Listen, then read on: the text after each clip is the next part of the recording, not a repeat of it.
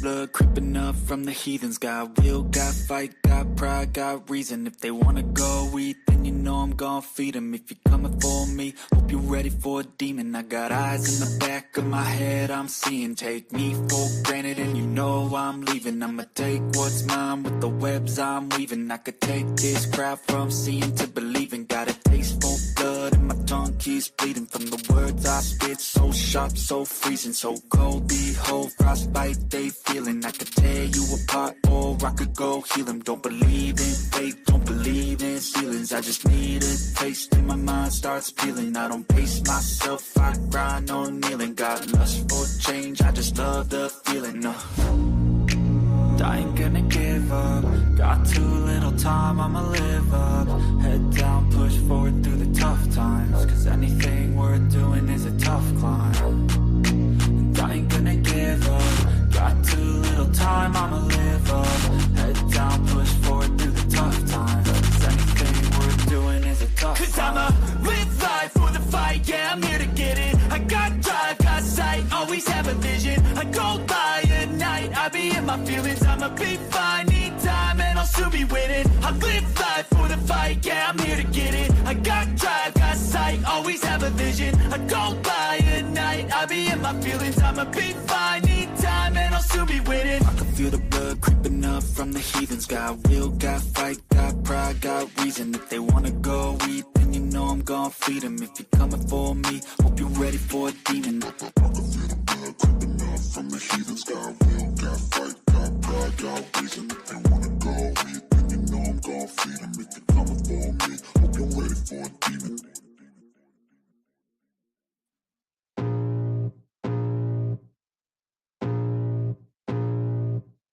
I can feel the blood creeping up from the heathens. Got will, got fight, got pride, got reason. If they wanna go eat, then you know I'm gon' feed them. If you're coming for me, hope you're ready for a demon. I got eyes What in up, the back of Nine? my head, I'm seeing. Take me for granted and you know I'm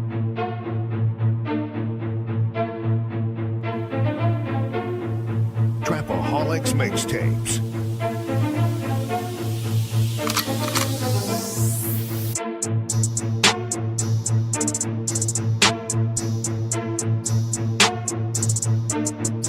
As the 9% and word would say, make a better you, a better us.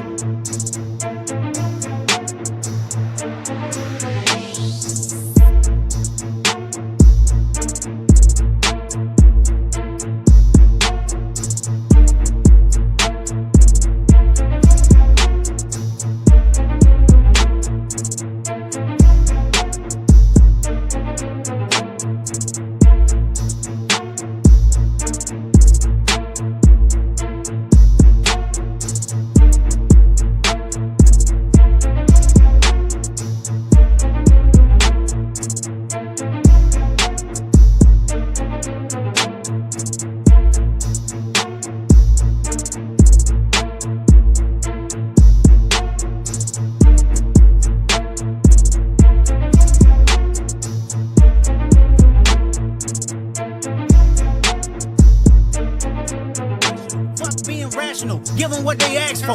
Who do you think you are? I'm the word. Boy, man, I'm the one who put in the work. When I move, is it a quick rumble? I will never ever fall, never stumble. And I don't need to be humble. Break down walls like Jericho crumble. What up, though? We back. Back again. Guess who's back? Tell a friend. Rub my back. I'm just like, what up, though? It's the word. Y'all see the title. We about to get into it. I want to give a special shout out to everybody who came to the intro video. My bad, I wasn't doing greetings because I just wanted that to be a quick clip. Introduction video to the series we presenting. The Words Book of Manipulation. Yeah, we getting into it. I know I was supposed to do this as the ebook, but I ain't gonna lie to you. I ain't got no time, so I converted back to my original plan, just making the series on here. And later on, I'll follow that up with the book, right? So, but I think this is something important, and it was something I was motivated to do earlier, and, you know, took a different route thinking I can do it quicker, but no, it ain't happening like that. So, let's get to it. So, yeah, So that's what we're doing. So this is the after show. The link is pinned. This is the open panel. You can ask any question you want about the content or the context of what I was saying and into a video. If you didn't catch it, get over there and catch it real quick. It's only 11 minutes long. Give you the understanding, motivation, and inspiration of why. You ain't got to wonder about my intent because I told you. So anything else, I'm not even entertaining. You know, I'm being Coach D mode. So, Coach D don't play around. I don't make no nonsense. You ain't here to learn. You ain't kick rocks. That's how I feel when I'm doing what I'm doing. So that's what this series will be. You know, I'm here for the people who want to hear. If you don't want to hear it, you can click off and find something else. That's just what it is, and that's what it's gonna be. All right. Place link. The link ain't pinned. The link is pinned in the chat and is also on the community wall. It's also on the community wall. If you're on your phone and you can't hit the link pinned above, you can definitely go over to the community wall, hit those 3 dots. It'll take you over to my page, go to post, and it should be the last post that I posted. The link is there if you do want to hit the panel. There's open panel. So yeah, let me give a special shout out to some people I don't see in the chat. Shout out to Blood Files. Shout out to y'all, man. Appreciate y'all coming through. Hope the family is good. Shout out to Blackbird. I see my little young brother in there. Shout out to him. I appreciate him. There you go. There goes Stoic. Stoic is here. What up, Nine? And Nine is in the building. My brother, Mr. Gary Busted Down Brown. What up, bro, Nine? Appreciate you, fam. Hustle. What up, though, T King? Appreciate you, brother. Appreciate you. My Didi. My Didi was there. I seen you, Didi. I seen you. I already know. We know what it is. My brother Bronze was there. Shout out to Bronze, man. Appreciate you. Pretty sure Bronze will find his way over here in a minute. I know he know. We ain't going out like that. But please, we ain't going community law. Take the community law to add to the conversation. I don't know if you telling me to place the link on the community wall or you saying the link. I don't know which one you talking about, bro. But then let me check. Let me make sure the link is on the community wall. Why does this stuff always gotta pop up when I don't want it to? Okay.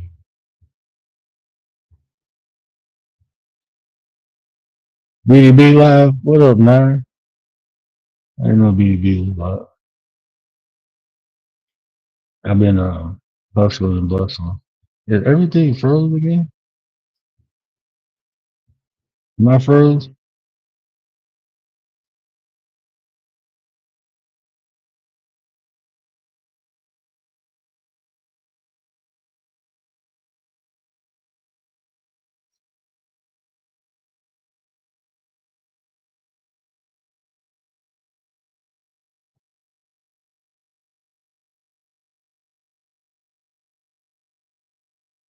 Yeah. Can y'all hear me though? Is the sound froze too, or is it just the camera? I can turn the camera off. I'm gonna have to leave and come back in. They don't do this when I don't go vertical, Gary. It's all your fault.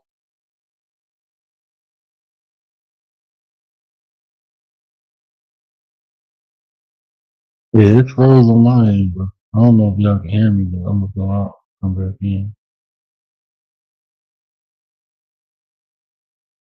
What we do?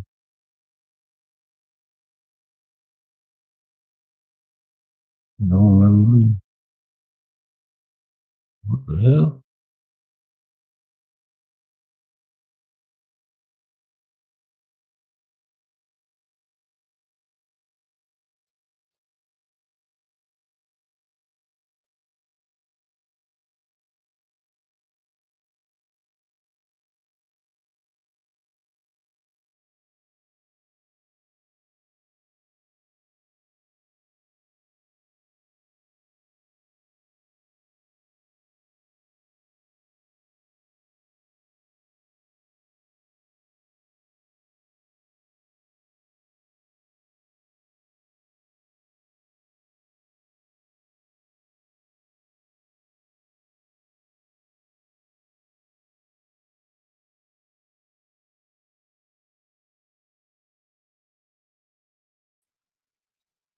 Okay, well, I might have to leave my camera off. I think I gotta play with the camera settings, so I don't feel like doing all that. So we just gonna work out like this. Then Texo, what up though? Appreciate you, bro. Rudy, what up though? Appreciate y'all. Appreciate y'all. I can rest with y'all now. Scrolling by. Believe y'all with some. I can't rest. Oh, you must still be at work. So it must still be working. Yeah, I'm working day and night. I'm working day and night. Audio's good. Cool beans. So yeah, we back. I done broke my damn T-Move headset. Well, I ain't saying I broke it. I think the kids broke. But take the blame. I definitely take the blame. So what up though? What's good, man? Chilling. King Blackout, what up though?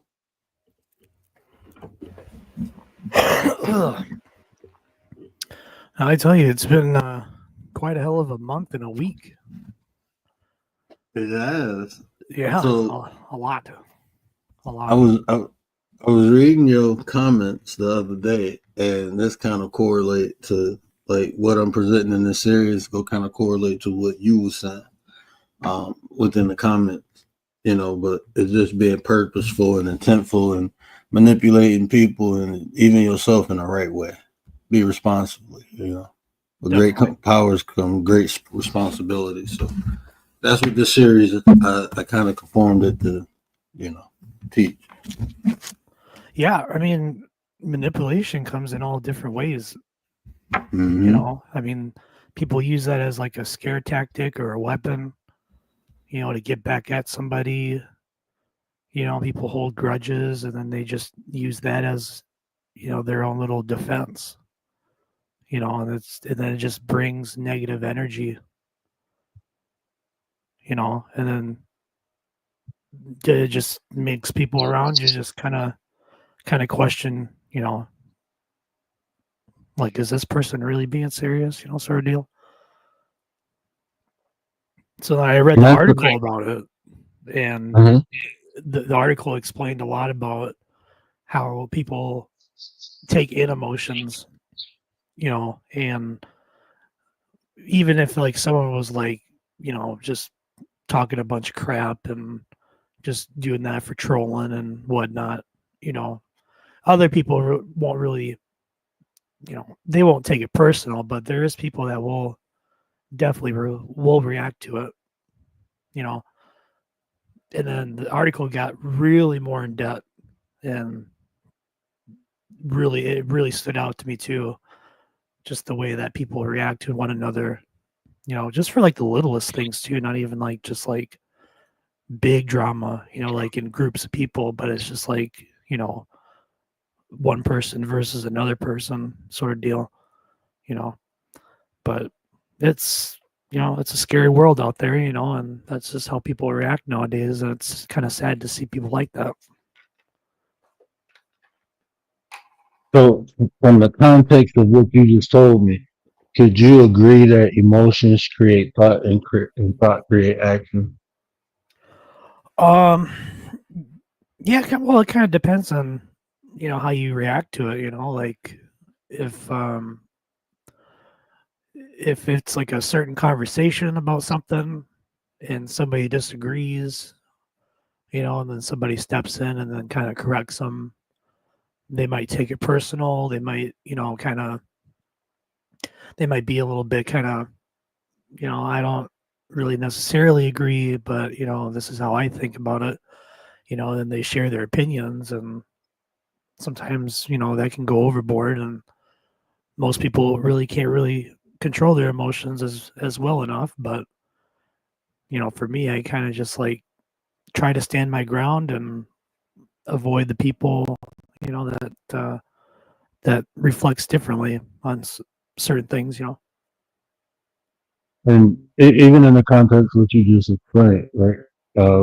Everyone, that's why emotions are so beautiful, because I can say one thing and there's two people on the panel and y'all both can feel differently about what I said, right? Y'all can both have different emotional attachments to whatever I say, so it can influence you differently. You know, you may agree, writers may disagree. And because of the way you feel, you will start a thought. The thought will start brewing. and eventually an action or reaction or response, whatever you want to call it, will occur. You know, I might say something and you might disagree to the point where your next action, you may not say nothing verbally. You may feel some type of way and you may not say something, but you may not even come around me no more because of what I said. That happens a ton of times on here with me. But, you know, action will occur. The feeling will always influence the action. The feeling that you have will always influence thought. And that thought you have, eventually you will either react or act on. One or two things will happen.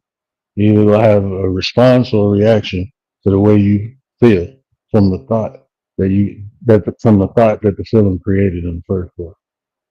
That's the whole point of me teaching how to properly manipulate. Definitely, yeah. That's another good example. I mean, like video games and stuff. The majority of people that do take things a little serious, but I'm sure at the end of the day, they probably don't really mean it in a necessarily like, you know, I hate this person sort of deal.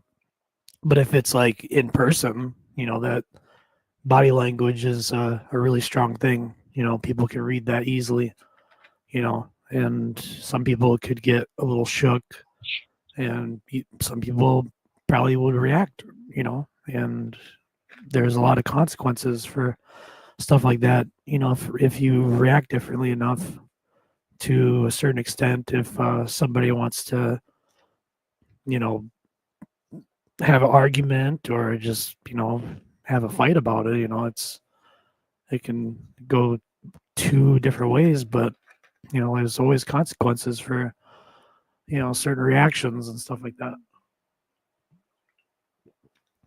Hey, review this. Go ahead and take over for a second. I'm outside on my keynote. But if I could find the article I read, I think it's on my history. But it basically mentions a lot about verbal reactions, how people can relate on something. For example, like it could be a political opinion. I know I don't want to really talk about politics too much, but it could be a political opinion, and it could be, you know, something like people could be like joking around, for example, and somebody, you know, doesn't really take too kindly to that. You know, there's other ways that people could react to that, you know. But I've been in several instances where, for example, me and a friend of mine, we were playing video games, and he said some sort of a joke or something, and I kind of had to question it for a second, but then he reiterated the same thing again, and I was like, "Are you being serious right now? Like, are you joking?" Like, so I just had to question it, and so he took it personal. So I kind of had to step back a little bit, you know, move him into a private conversation and be like, "Hey, you know, I didn't like the way you joked about it. You know, it'd be nice if, you know, we just kind of don't joke about it again," sort of deal. And he was actually really acceptive of it. And I was really surprised that he had that reaction, because I was honestly expecting the worst, to be honest. I was really hesitant that he was going to block me and be like, you know, thought that it was me, that it was my fault, sort of deal. And two, this is why I said I want to teach it, because not only will you know how to manipulate, you'll know when you've been manipulated, even when you manipulate yourself. Like what you just said, it didn't stop you from telling them how you felt, but you had in the back of your mind, and most people, it do stop them from speaking how they feel about things, is assuming what the other person is going to say, and they manipulate themselves into not expressing their own feelings and bottling up because they assume. You know, you never really know until you try something. So even manipulating yourself, you got to know when you talking yourself into things and out of things, because it happens subconsciously a lot of times. So being aware of it is the only way you can cure it. That's the only way you can fix it. is being aware and just being understanding. Like, even when you had that thought, well, I don't want to say it because of the way he may react, but I need to say it because of the way I feel. And if I don't tell him how I feel, guess what? He might make that joke again. I might, because I bottled it up the first time, now I'm adding more on top of it. So it's best to always express how you feel. And if you can't express how you feel to people, that's a clear indication you don't need to be around them people. Definitely. Yeah. There's certain times where I had to cut out majority of people, just for little things like that. It got to a certain extent where I was like the main target, for pinpointing and, making jokes and stuff. And, sometimes I'll accept it, because I know they're joking. But then when it gets way too far out of hand, then it's like, okay, we got to calm down a little bit, just, I know we're friends, sort of deal. But, I even had to tell them, like, we have to kind of simmer down a little bit, and let's just, finish the game and stuff like that. But the way I reacted to it was, I overreacted, to be honest, and even telling yourself that got the best of it. But even telling yourself that, I wouldn't say you overreacted because that's how you felt. How did you overreact? It was a stimulant that caused you to feel the way you feel. Even that is a form of manipulation, bro. He said something and it changed the way you felt. True. So the only way to change it back is, guess what? I have to express the way I feel. And I think you did because y'all still friends and he got your point. You got your point across. What happens a lot of times is, no matter how long you know someone, even when you know someone, right, you might know someone boundaries, right? And because you know that boundary, oftentimes with friends, family, we skate on that gray line. We know how far we can go. So it might not happen intentionally. It could happen subconsciously, but we do push boundaries. That's just innate. For some reason, humans like to take thresholds higher.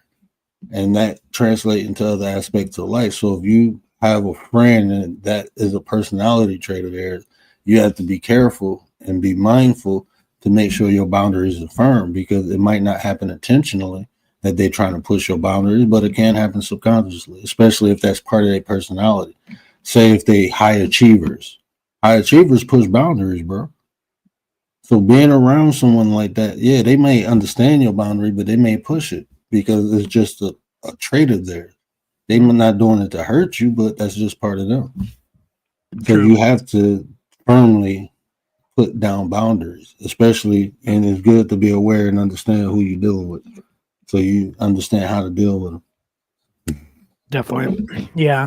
And I hate to be the person to, pick a fight and, like if, in real life situations or something, I'd hate to be the person to throw hands or something like that. It's just not the way to solve problems, The best way I learned about, trying to at least come to an agreement or, at least have some closures, speak to them about it, explain politely how you felt at the time, and then see how they react. Most times, they get boiled up, and sometimes they do want a fist fight. And I just, I'm not that kind of person. I don't want to do that because it just doesn't solve problems. It's just a more larger, conflict that happens. And I've been in that, similar situation a lot of times. And then sometimes I look back on it and I think, am I reacting, and, sometimes I think, maybe I said something out of context or something. Maybe he got mad about it, sort of deal. But it's always best to, pull them in privately, have a one-on-one conversation, have your side of the story, listen to them, then come to a closure or an agreement sort of deal, and, everyone has every right to, befriend somebody if you feel that this person's toxic or, that's just not going well. And recently I had to cut off a lot of people because, I felt that manipulation. For example, I had a friend of mine in high school. I saved up $6,000 last year, and I bought my own little safe. I got a bank account. I put all the savings in a bank account. I had a couple grand in the safe. I invited him over one night, and of course, I was flashing the money around, and saying ha ha ha, this and that. I was bragging about it. Probably should have never done that. But so he kind of got the gist of it a little bit. He's like thinking to himself, well, he's got money, so I can easily, kind of talk his way out of, kind of helping me out a little bit. He's got some money in the bank.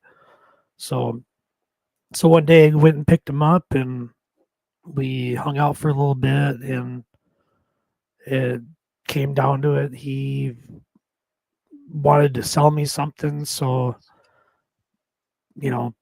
looked at it, kind of thought to myself, well, this is not something was asking to buy, sort of deal. So he was trying to convince me and manipulate me into thinking, well, yeah, this is what you wanted, right? I'm like, no, this is not what I wanted. No, I'm not buying this. I want my money back.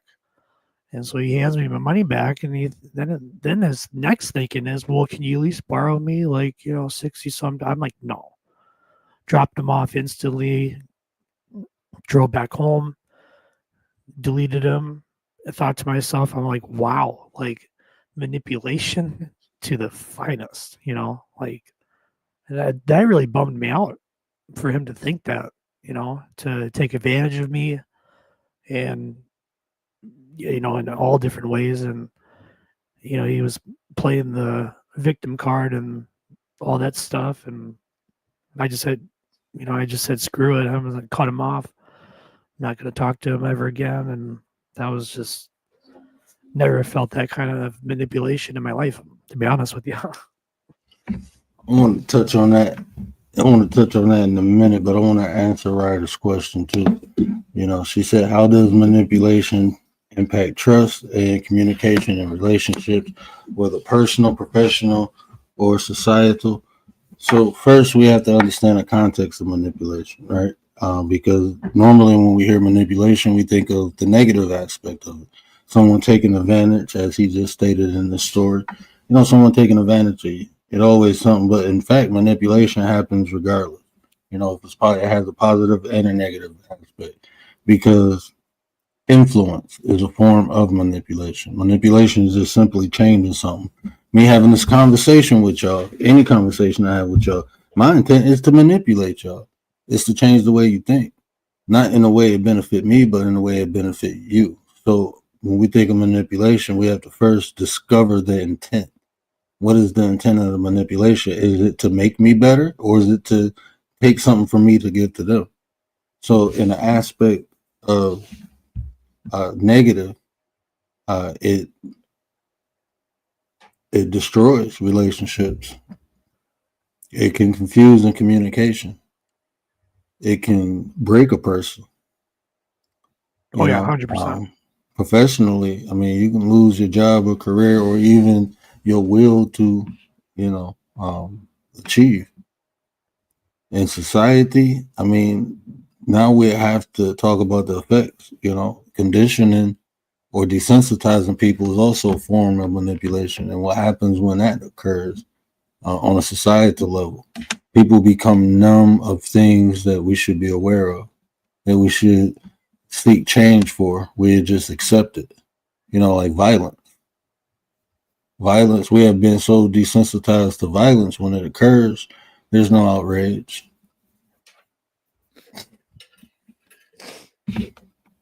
Grady, what up, though? I've seen a couple other people step in the building. Maddie G, what up, though? Bud Files, what up, though, fam? I hope my boy King Blackout.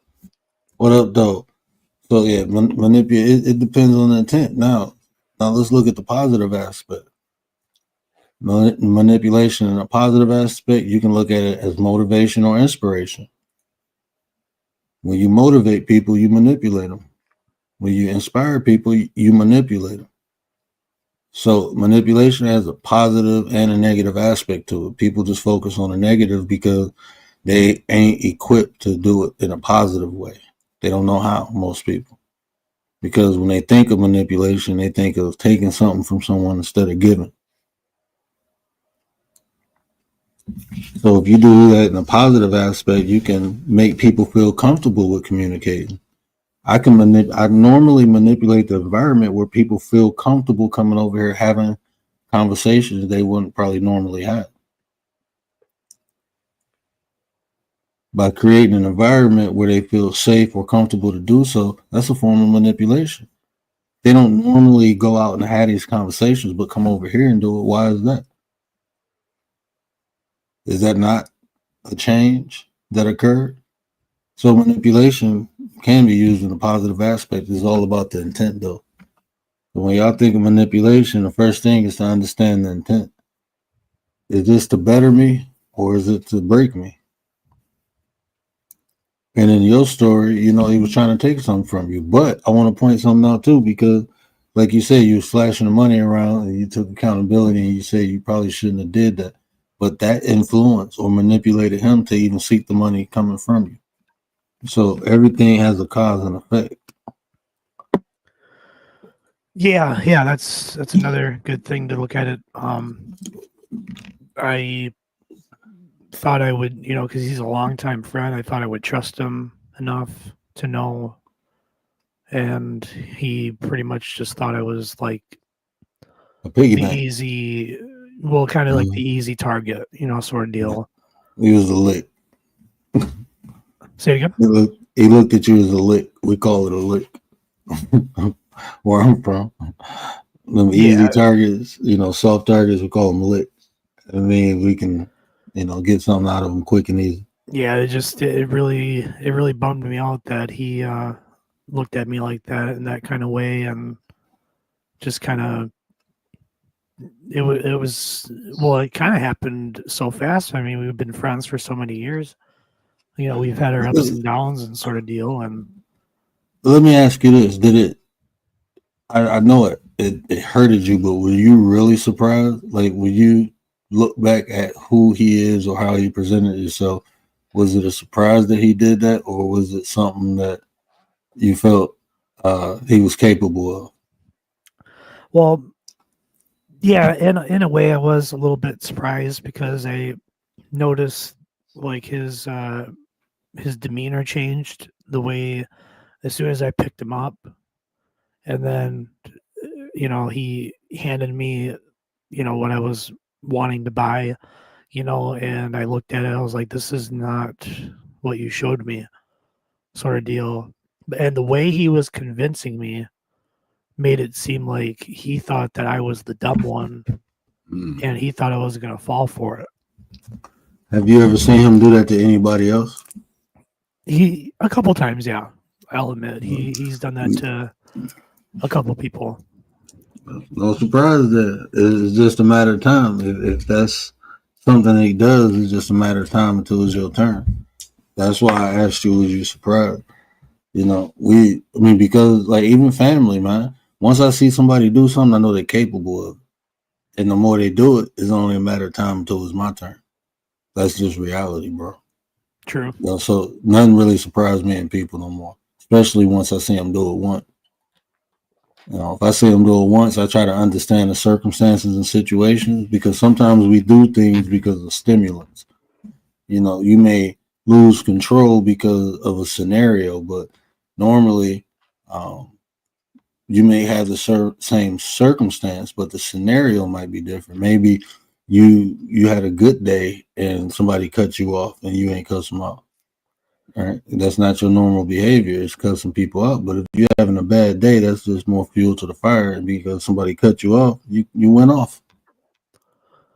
Yeah, I didn't want to be the one to, to snap and then have things escalate and, have a long-term effect of it. But at the end of all that, I was just like, I'm not, I can't have you around anymore.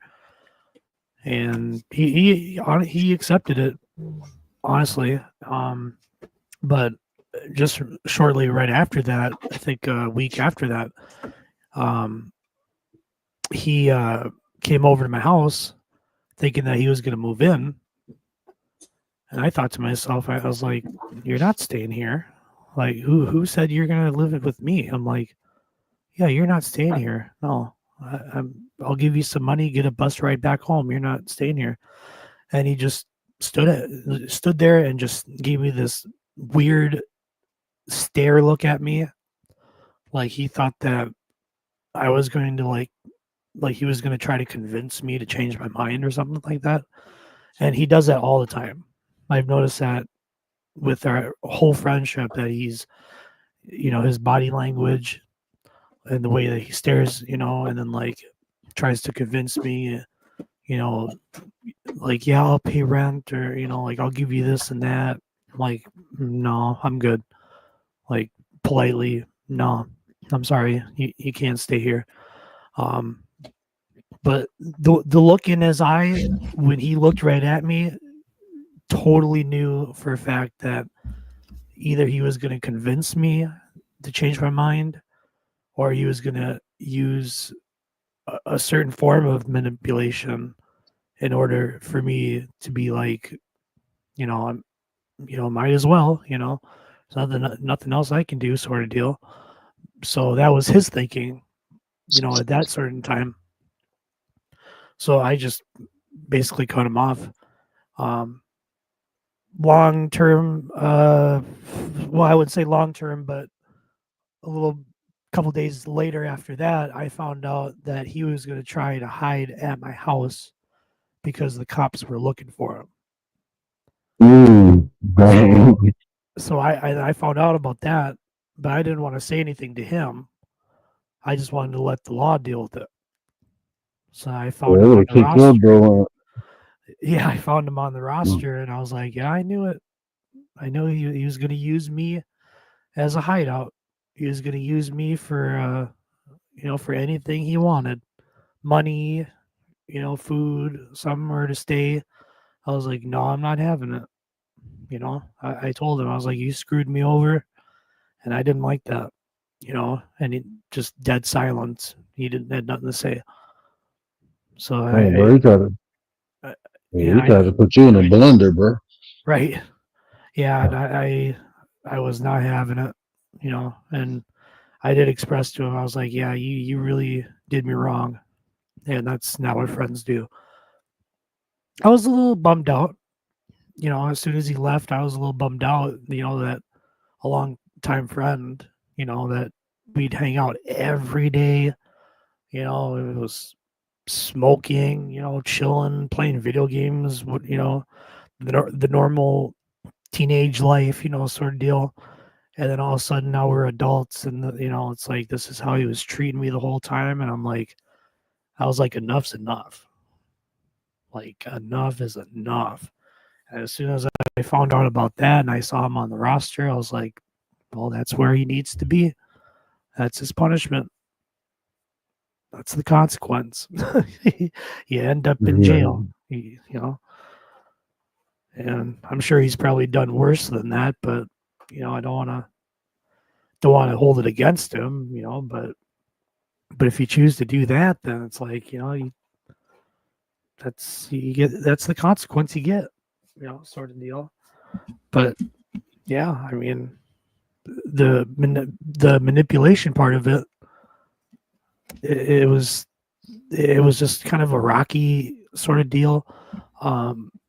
Either he came over to ask me for money or he came over to ask me for a place to stay. It could be like from A to B, I wouldn't even know until he even did, he would have mentioned it.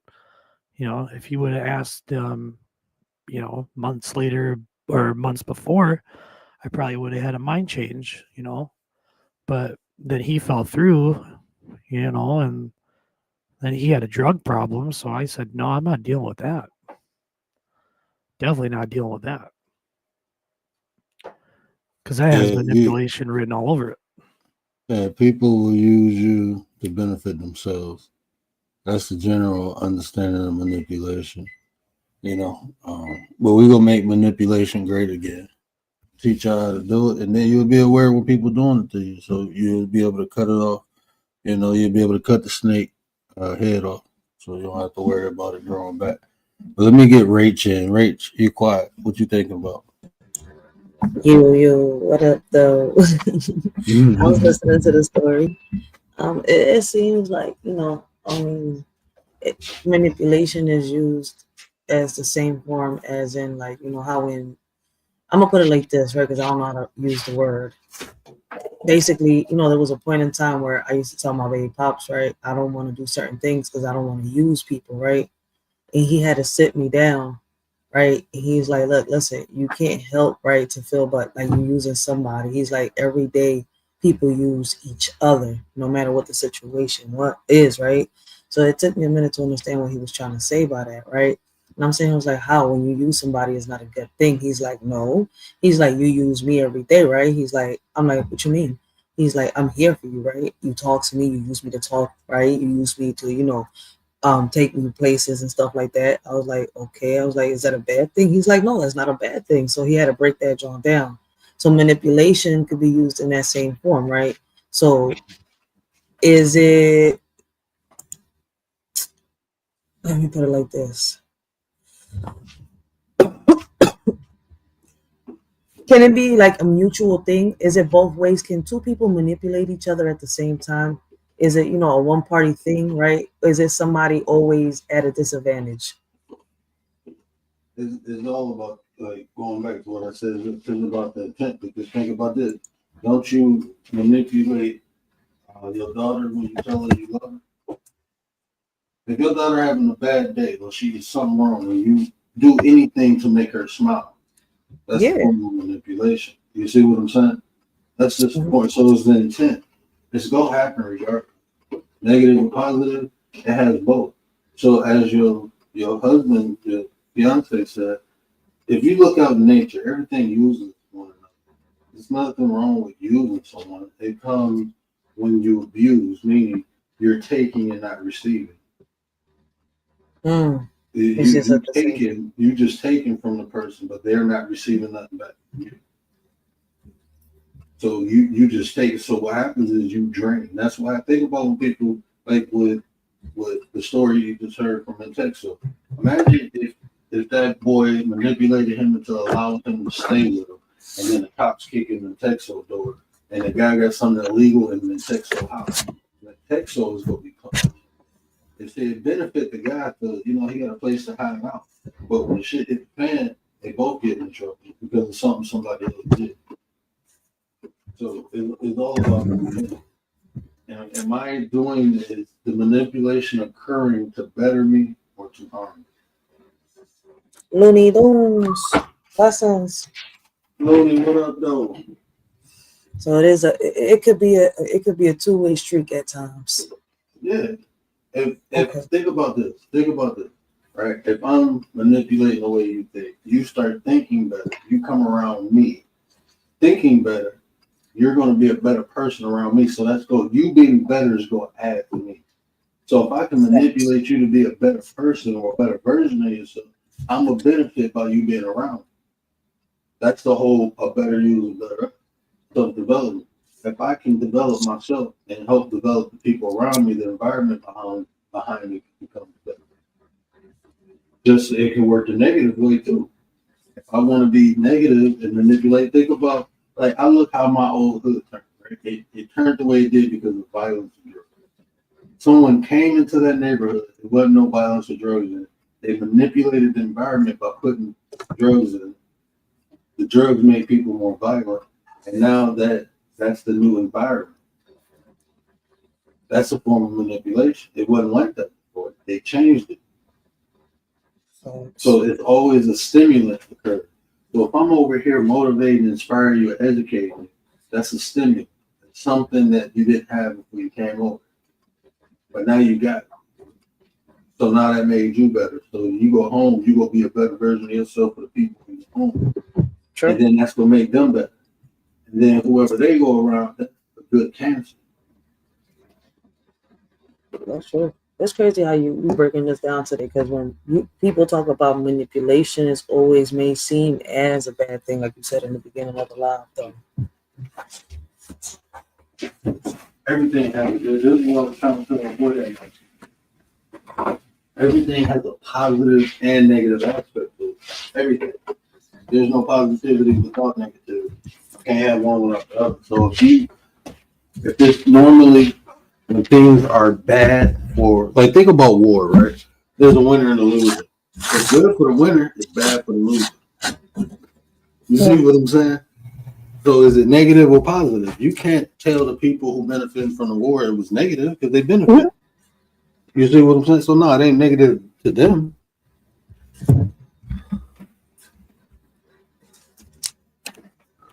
Using and not abusing. Take more than you can consume. Yeah.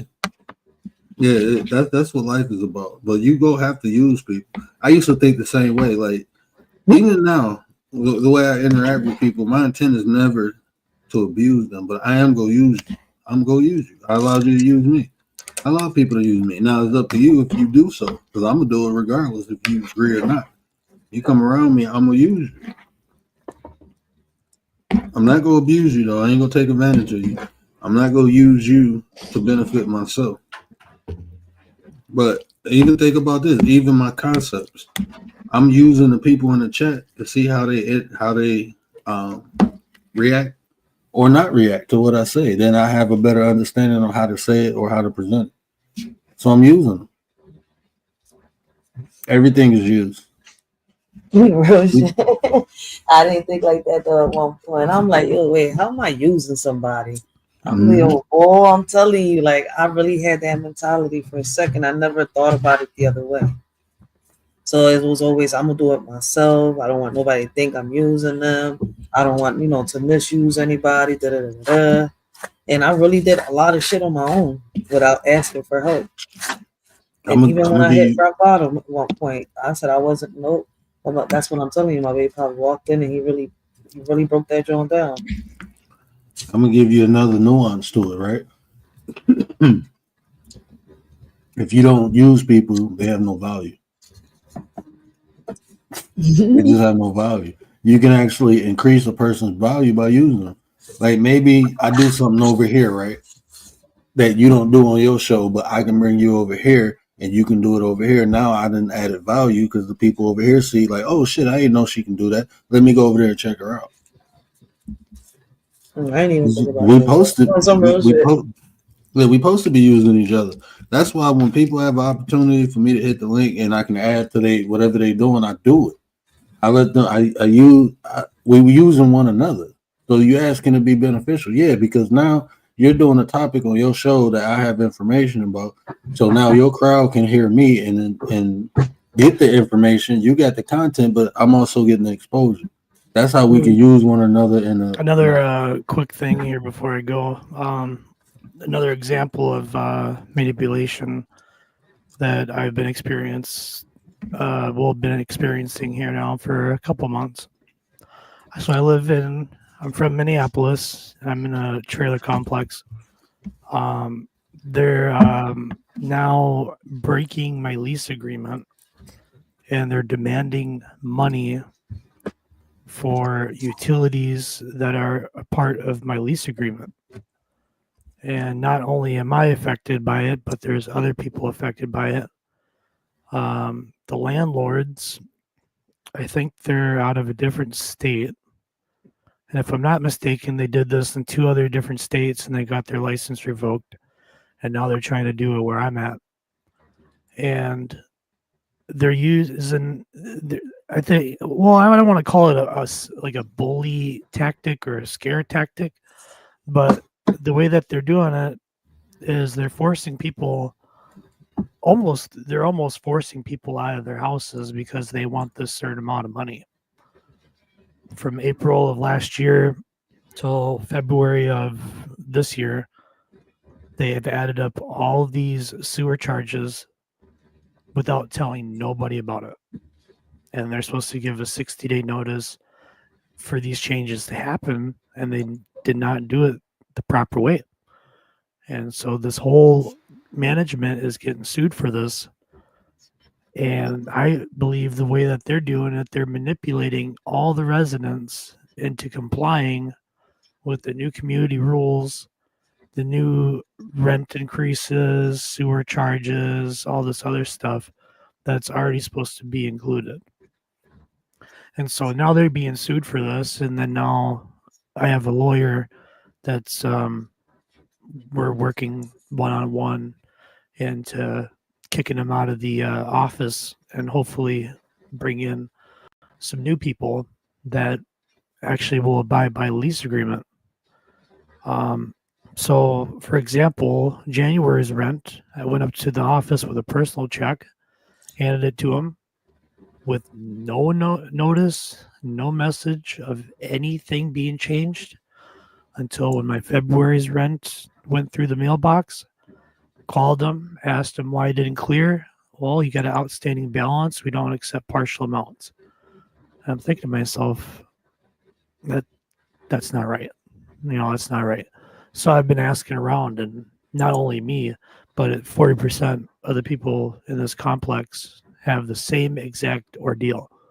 So I'm thinking to myself, I'm like, these landlords must be at least using some sort of a manipulation to use on vulnerable people that have no idea about the law, and the agreements and all this stuff. And now they're forcing people to sign new leases, which is against state statute, and all this other stuff. So that's another example of manipulation right there too. That's like if I went to Walmart, went up to the money order section and say, hey, you owe me $500. Like, that doesn't work like that. You don't just demand money, because it's, I don't know. They have some sort of scheme going on up there that they're not being honest about with the residents.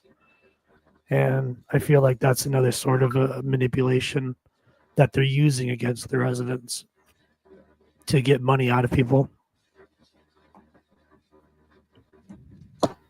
Well, there's different tactics you can use to manipulate, but I would look at, as long as you don't sign an amendment to the lease, you should be fine. They can't change nothing without you agreeing. Only thing they can do is wait for your lease up and implement the changes. Unless it's a state requirement, then they can enforce it. But that's the only way. And from what I'm listening to, as long as y'all don't, and if you sign a new lease agreement, you better make sure it's not an amendment in it. That's how they get people normally. Is when you sign that new lease agreement, you just think you re-signing the lease, but it's an amendment attached. You agreeing to something that you didn't agree to in the first place, but that's what an amendment is. It's to add. So you have to be careful when you signing new agreements, or they may tell you anything. They may say, hey, we need you to sign this. There's some stuff changing around here. And you sign it not reading it, that's your fault. Yeah, they actually did just send a new community rule lease. And if you sign that shit, that's your fault. Yeah, no, my attorney told me not even to worry about it. Not even sign it. Because the ongoing lease right now says water, sewer, and garbage are all included.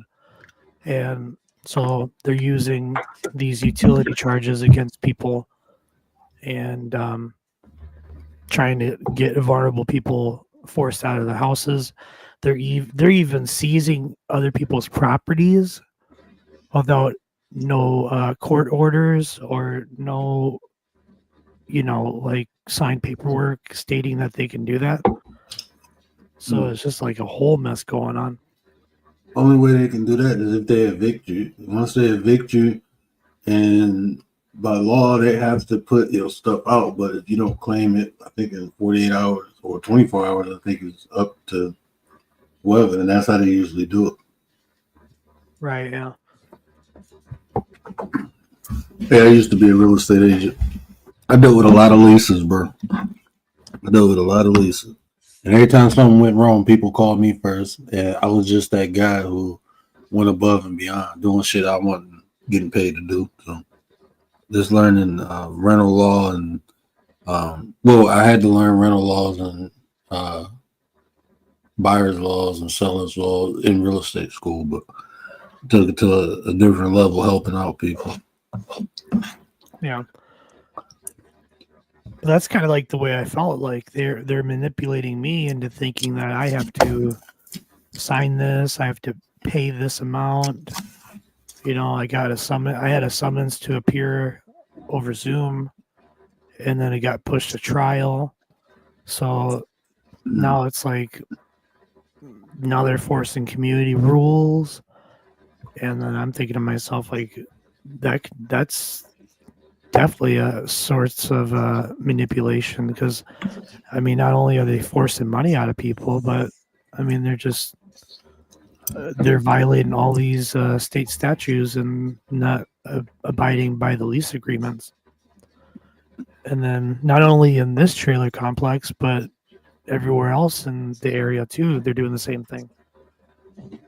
So it's like court case after court case, and I just feel like these landlords are just like, either they just don't care, or they want the money, and then they're just gonna scoot right out of the state, you know, sort of deal. And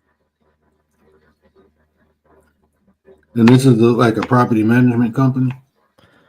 I think so. Yeah, I think so. Yeah, I'm not sure if it's a private owned company or if it's nationwide, but it's a local company, and they don't even actually have a corporate at all. So it's just two people working out of the office on laptops, you know, and they just ignored all the demands. The attorney even told them to reinstate the rent back to normal, and they said, nope, we're not doing that. We're going to sign an eviction notice, and we're going to tape it to your door, and we want our money now. And that's like, yeah, you can't do that. No, you can't do that. So eventually all the lawyers got caught onto it, and so they're being sued. So we're trying to kick him out of the office. Commander, what up, 9? Administrator General of Defenses in a building. Stop playing with me. What up, 9? That's my 9. What up, 9? But yeah, that's I mean, that's another way of manipulation. The way I look at it is, you know, like manipulating them into thinking that they have to do this, even though they have the overpower. You know, the landlords have the power to do what they want, sort of deal, but they're not doing it the correct way. And yeah, they're demanding money, and it's a whole mess. So we're gonna hopefully get it solved here the next month or two, and hopefully they get kicked out of the office, and new people will come and take over and fix the whole issue. And yeah, I'm not signing no new lease. I'm not doing that. Definitely not, because that's got a whole mess written all over it too. Yeah, but definitely a lot of times people manipulate people to get them to participate. That's what it sounds like. If I can get these people willingly to pay me this money because of the fear of they may lose their homes, then yeah, definitely.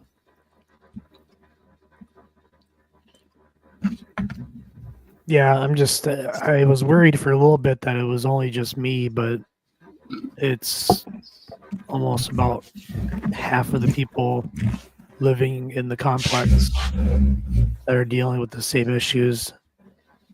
And there was a private Facebook group that somebody created to post in the Facebook group about what the management's been doing. And somehow or some way, somebody at trial told the judge about the private Facebook group, and now the management knows what's been posted. So now it's like it's cutting our chances of getting everything fixed. But I mean, of course, I'm sure the landlords know what they're doing, but I mean, it's definitely a small sign of manipulation in a sort of way. You know, it's like they're making you think that you have to do this, but you know for a fact that this is against the law, you know, sort of deal. So it's like, you know, yeah, it just it goes all different ways, I guess. But I'm just looking at What it in up, like Nines? different sorry, Nines. scenarios. Oh, it's okay. What up, now? Commander. But I do have to hop off here. It's midnight. I appreciate you, bro. Appreciate you. Not a problem. Ah, I missed you, Mentex. So have a good one. Take Yeah. it easy. You guys have a good night. See ya. Thanks. Have a good night. Facts. Chat, where you at? Chat. Where's the chat? Chat. Josh came up here rhyming. Let me find out. Hey. Hey. Listen, I don't rap, I don't poem, I don't sing, I don't do none of that. But maybe one day. Neither For do I. funsies. For funsies, right? I know you said that before. Shit, See, Rachel, you done manipulated Commander into rapping. Oh snap! Let me find out. I said, what? Let me find out. Let me find out. What do you add? Go ahead. Let me We got enough out. powers. Chat. Where your money at? Come on, look into my eyes. I was busy. I didn't get to like. I watched a little bit of the first one, the manipulation, where it's saying he's going to teach us all the tactics. He's going to teach us to use it. Now, whether we use it for good or bad, it's up to you. It's up to you. But my intent of teaching is to do it in a way that you can positively influence people and you can get the most, help people get the most out of themselves. But with great power comes great responsibility, but also I have to teach you the bad way so you can identify it when it's happening to you. So I got to show you both aspects so you will know what to do and what not to do and what's being done and what's not being done to you. Yeah, and a lot of us are already doing it without knowing it. We doing a lot of stuff we don't know we doing. We saying a lot of stuff we don't know we saying. We don't know what we talking about, but we talk it. I'm just talking in general, right? If the shoe fits, wear that itch. If it doesn't apply, let it fly. Yeah, people think they're not manipulating, but if you influence, even if you motivate and if you inspiring people, you manipulate. And if somebody having a bad day, you hug them and they made their day better, you manipulate. Wait. I just caught on. You doing this live because I called you a manipulator yesterday? I'm just playing with you. I'm sorry. So, I think I called him that before. No, I call him a manipulator. I know. I do it. What was I talking about yesterday? And it was about manipulation. Oh, the serpent. That's what I was talking about. The damn serpent. And then I called Word the damn serpent. I was like, oh shit, Word, that's what you be doing. You slick little trickster. We'll go on from the bus. That's why I be calling him Lucifer Morningstar. People don't even peep it. I'm like, this damn, I didn't even peep it until yesterday. I was just reacting to the video and then I just started calling him this shit. Because it's like, damn, that shit really made me think. They say that the snake and the devil was a liar, but they're the ones that told the truth in the Bible. So what does that make God? Did he lie? The devil never lied in the Bible. Nope, he just manipulated and tricked people into shit. I don't even think he tricked people. He made people think. Yeah, I mean, if I make you think, am I tricking you? Nope, that's why I keep saying what you keep hearing me say lately. Like, damn, we make our own choices, but we keep blaming the devil and accusing God for Mm-hmm. what's happening to us. I was like, wait. I was like, is we even reading the passages to these Bibles? Because it's like, I don't know. It's like when I don't hop on panels. When I go onto these channels, let me say it right. When I go into these channels, right, I listen to certain people, right, and then they read certain passages of the Bible. And it gets me to think. And it's like the more and more I hear it, the more and more I question. I was like, wait, do y'all know what y'all saying? Because what y'all saying doesn't relate nothing to this passage, is my point. It was put that I often put in a lot of my videos. And I do it because imagery is subliminal. I want to kind of plant the seed. And the book says until we stop giving all, hold on, let me find the clip. I don't want to paraphrase it, but I can look at my phone and read it to y'all. That's why I keep saying, man, half of us don't know what the hell we be talking about. I'm not talking about everybody. Let's put it up there. How about that? And then Just you most, can't even. right? Me too. Me included. Oh, that was Commander. I was like, wait, he found the video. And this is the video. While you're looking for the video. No, but it gets people mad. I be laughing because people get so heated when you ask questions. I was like, wait, I'm just asking a question. Because what you're saying and what you're talking about has nothing to do with the passage you bought. It's how you ask the question sometimes. No, people just take shit up. It says, until men stops giving credit to imaginary details for his accomplishments. Yeah, I said it right. For his accomplishments, he will never take responsibility for his atrocities. There you go. Damn, I had to really squint my eyes to see that. Yeah, it's little format. Gary told me to go vertical. Gary called it. You can like zoom in. You can take your fingers and zoom in. But I'm on my laptop. It's not touchscreen. Oh, I don't know. My phone not allows me. Until we stop giving credit for the things that we accomplish in life to deity, meaning God, we'll never take responsibility for the things we fucked up. We keep blaming it on the devil. Oh, the devil made me do it. Oh, that's the devil. No, that's man. Man do the fucked up shit on this planet, not the devil. And what we accomplish, we can say, you know, it was inspired by God, but ultimately we did it. We can find God and God can give us strength, but it's still us who do it. So we have to take responsibility for the fucks up we do and accountability for the good things we do.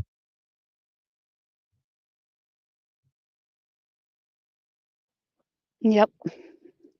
It can all be inspired. We all got divine sparking. So God is within us. And our actions dictate if we handling the God energy or the lower energy. I don't even like saying the devil, but the positive energy, what are we producing? The positive or the negative aspect of ourselves. What are we presenting to the world?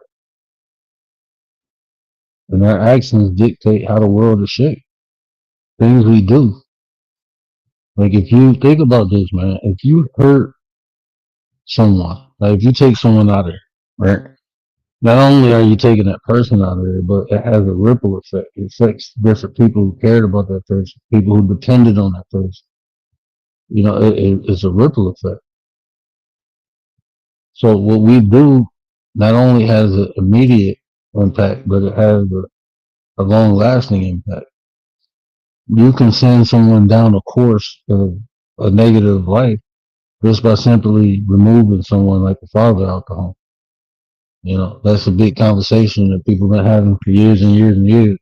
Fathers come out the home and now we see the result of it, right? No discipline, no structure in the home. These kids, fatherless kids running around doing unscrupulous things. Why? Because the father not. Well, why ain't the father there? Oh, because of drugs, because the father made a bad decision and took him out the home. Reality. You know, we can say, you know, who put the drugs in the hood, but who took them? Just looking at things that exist. we can always blame somebody else. They put guns in the hood, but who shot them? They put drugs in the hood, who smoked them? Well, people weak, okay, we know that. We had to be stronger than. Because I had weaknesses, I had addictions, I had to become stronger to overcome. And if I didn't, then the addiction would have overcame me. Either I take control or the addiction take control. But we have to see who putting it in there. That's fine, but we also have to be responsible for self too. And that's even influence. You may not intend to influence someone in a negative way, but your actions cause them to feel a negative way or to do a negative way. You may have influence, right? Say if it was 1,000 people in here watching, and I said I hate something, I can influence some people to hate it too, just by them paying attention to me. By them paying attention to me, I have the potential to influence. So as content creators, you always hear Gary say, our content is our character. We have to be careful of how we present information. We have to be responsible behind it because it has an impact.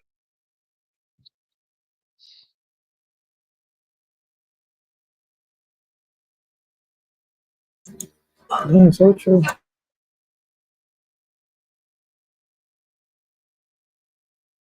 It could be anything though too. It could be like food.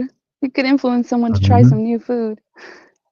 Yeah, like yesterday, they was trying to influence me to tell me that Kamala Harris is one of the greatest females alive right now, like the legendary Shirley. What was her name? Shirley Kojin, one of the women activists. Get the fuck out of here! Where's she at? I haven't seen her. I was like, wait, for real? I was like, damn, I respect Shirley. First black congresswoman, right? But Kamala, I have no respect for her. She went up the ladder getting head. Like poor men, they was like bouncing heads up the ladder. Like she was playing basketball with them as she was walking up. Like she was Michael Jordan. But guess what? If she wouldn't be able to do that though, if the men wouldn't allow it, she wouldn't be able to do that. That's like, that's like,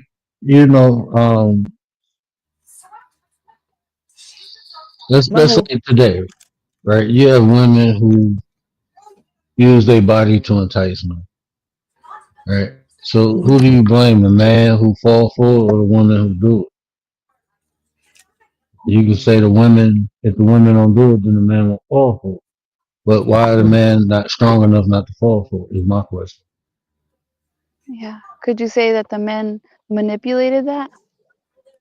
And the men manipulated her and she fell for that shit. It can work. It can work either because if a woman sees imagine a girl, right? She doing all the wholesome things, but no man is paying attention. He's paying attention to the women who are unwholesome. So that can influence her because she desired that attention to become unwholesome to receive that attention. Yep. You make a point, but we can't make excuses for her. She's still a hoe. My bad. I'm sorry. No, it's not making excuse. Like it's not even an excuse. It's more of an explanation because, right? I'm not saying it's wrong or right. I'm just looking at what exists. This is why people do things. I just don't like Kamala. Like shit. Now her mom could have been a hoe. I don't know. She could have been influenced by her mom. Word had to let me get away with that one, but he didn't. He could have let me get away with it, but he did. Damn, Word. Well, no, Commander asked the question. I didn't answer it. It wasn't anointing. No. I said I was talking my shit about Kamala. You got moms that will teach their daughters how to be certain ways. Like, this is how you gotta be to get this from a man. Blah blah blah. Like, there's moms out there that will teach their daughters like that. And the daughter could either go opposite or could follow the lead. Influencing the positive or negative way. If a mom trying to teach that to a girl can look at the mom like, damn, they don't care about me and become better, or they can just accept it and accept the teachings. And so let me ask you this: do you think that once you know, a mind is influenced, especially at a young age, do you think it's hard to unbrainwash it? I'm not gonna say it that falls on the individual, but I would say like the people who are choose to try to influence, no, because I look for people who are open to learn. But the average person, I think once people get comfortable, it don't even have to be benefiting. But once a person get comfortable in doing something, it is a it is harder to try to show them a different way. You know, it don't matter if it's good for them or bad for them. Once they're comfortable with it, that's what they know. You know what I noticed though? Like we be influenced, you know, like as growing up, we get influenced with a lot of stuff, right? But once people Hmm. start noticing the truth and realizing the truth, right, it's like we. I think I don't know if we all go through it, but the majority of us, I'm gonna say it like that, right?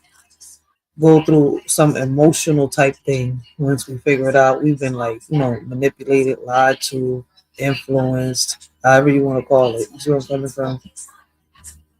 Is that a normal thing? It is. I mean, because Attach your emotions to almost everything. You know, even your truth, the things you decided to believe in. Belief is an emotion. So once you start believing something, that's emotion, and it's hard to let that go when it's been with you for so long. So um, most of the time, people will try to justify something that they know ain't right because it's theirs. It's they comfortable with it. So even if you give them correct information, they will go look for things to solidify their current belief. Yeah, you ever heard people say, "Oh, well, everybody's doing it." Hmm. Well, I they're hate doing that. it. I call them trend followers.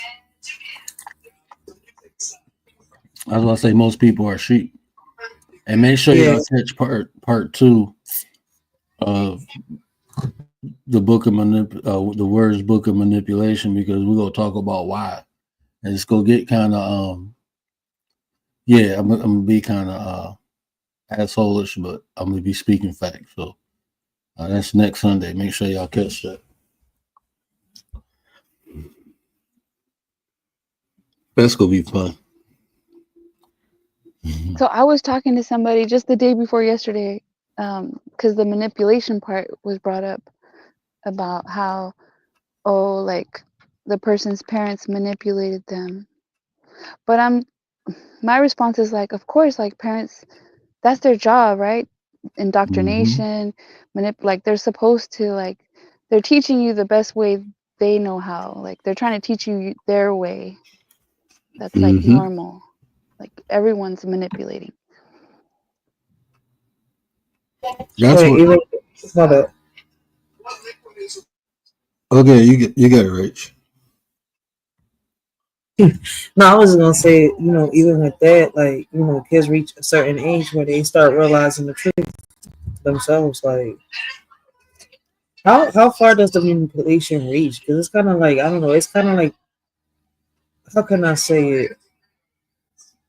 It's kind of like somebody putting you under a spell for a minute when you're a kid.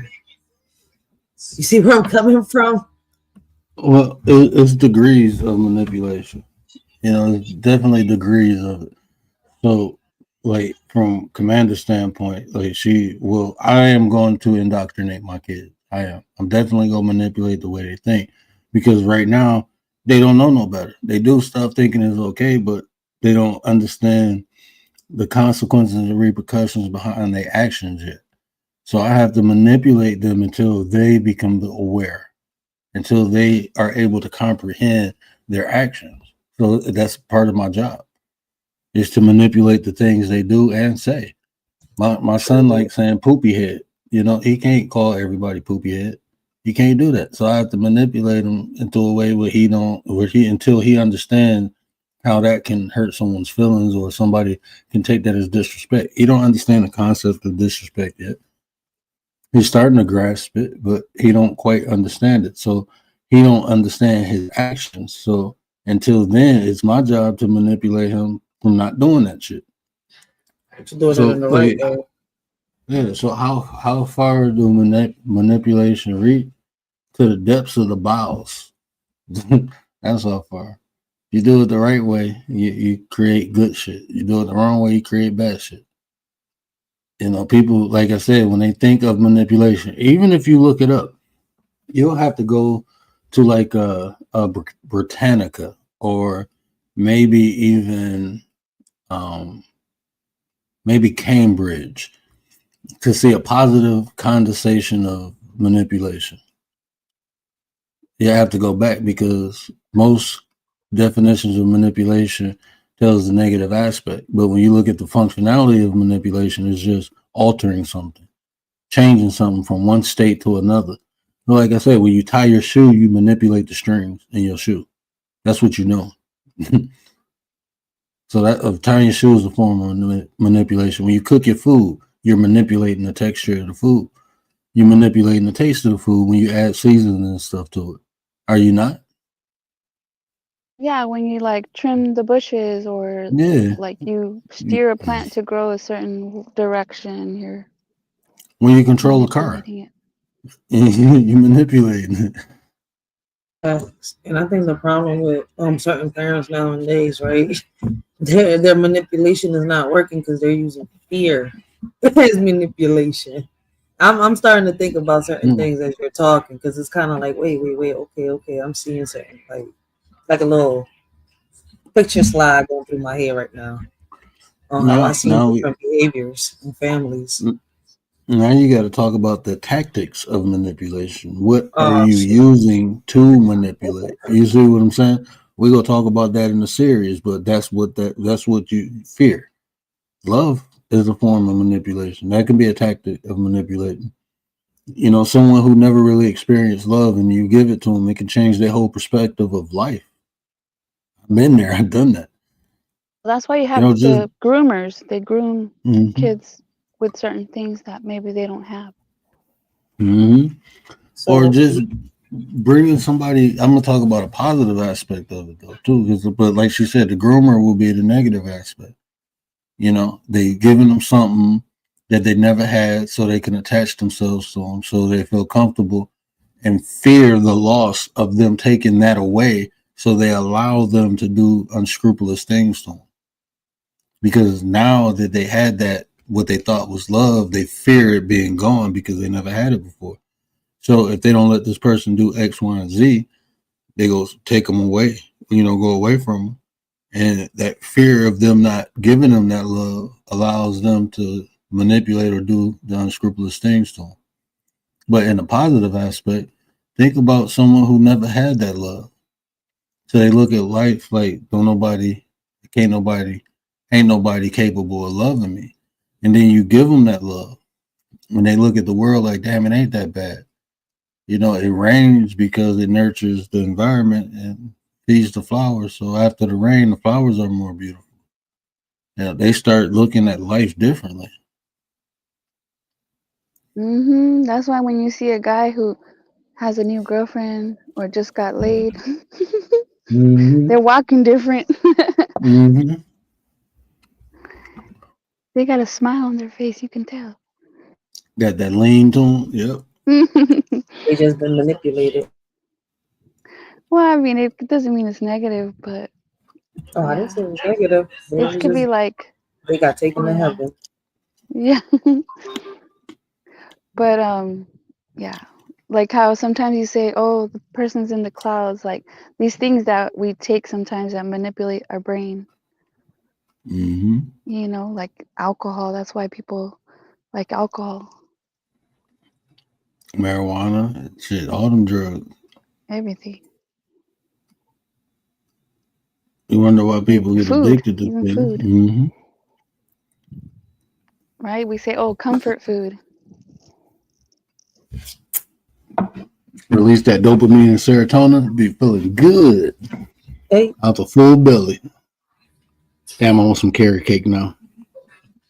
Carrot cake. I like carrot cake. Man, I got the first time I ate carrot cake, bro. That's the first time I felt heaven. Do you like the cream cheese topping or no topping? I can do without the topping. I won't mind it, but I Mm, won't be mad if I ain't got it. yeah.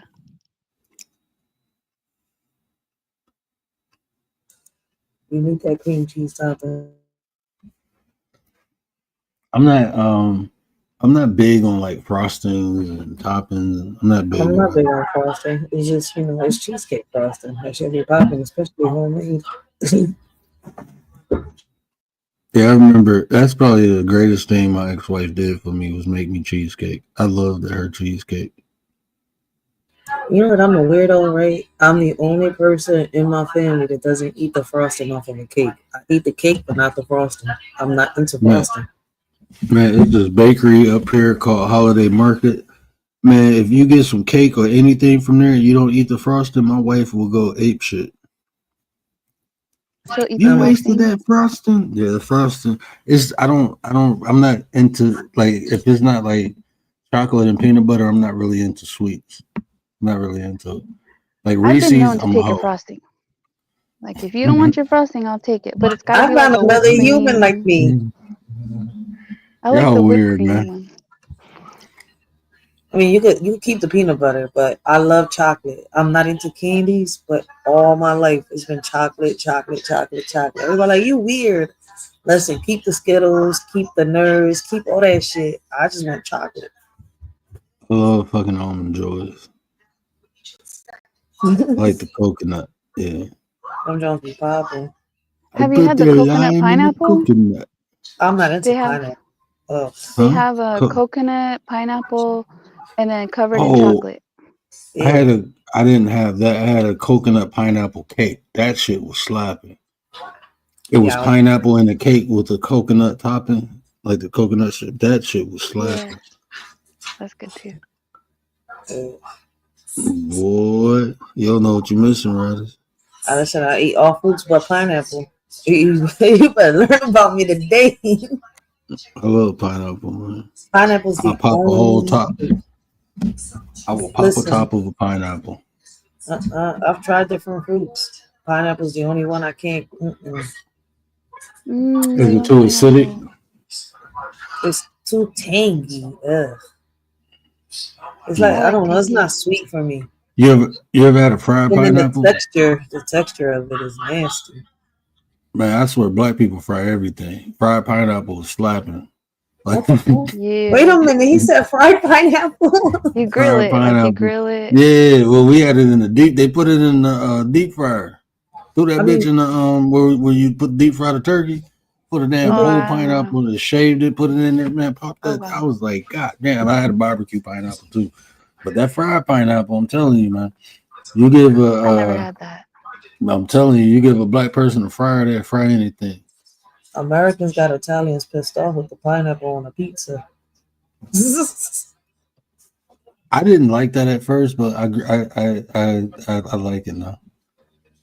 It's I can straight. eat I can it. eat It's it. not my favorite, but I can eat I it. wouldn't order it, but if it's there, I eat it.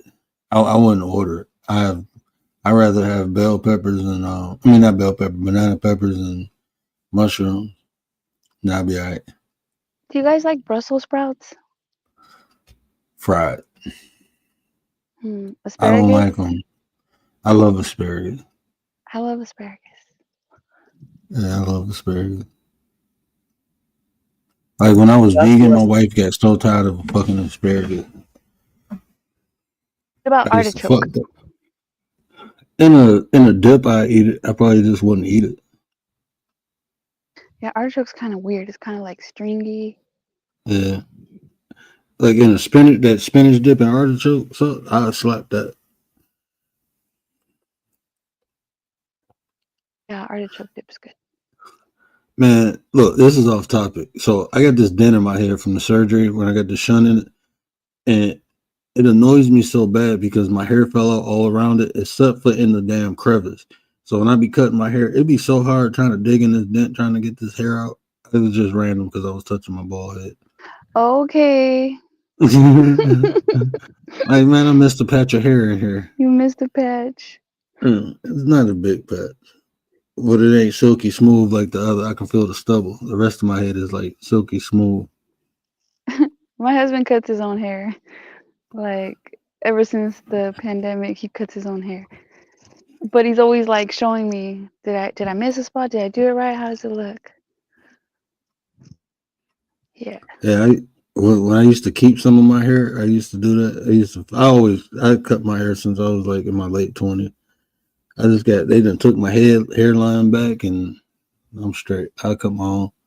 So like it used to be hard to fade the back. So I make sure, I let my wife fade the back.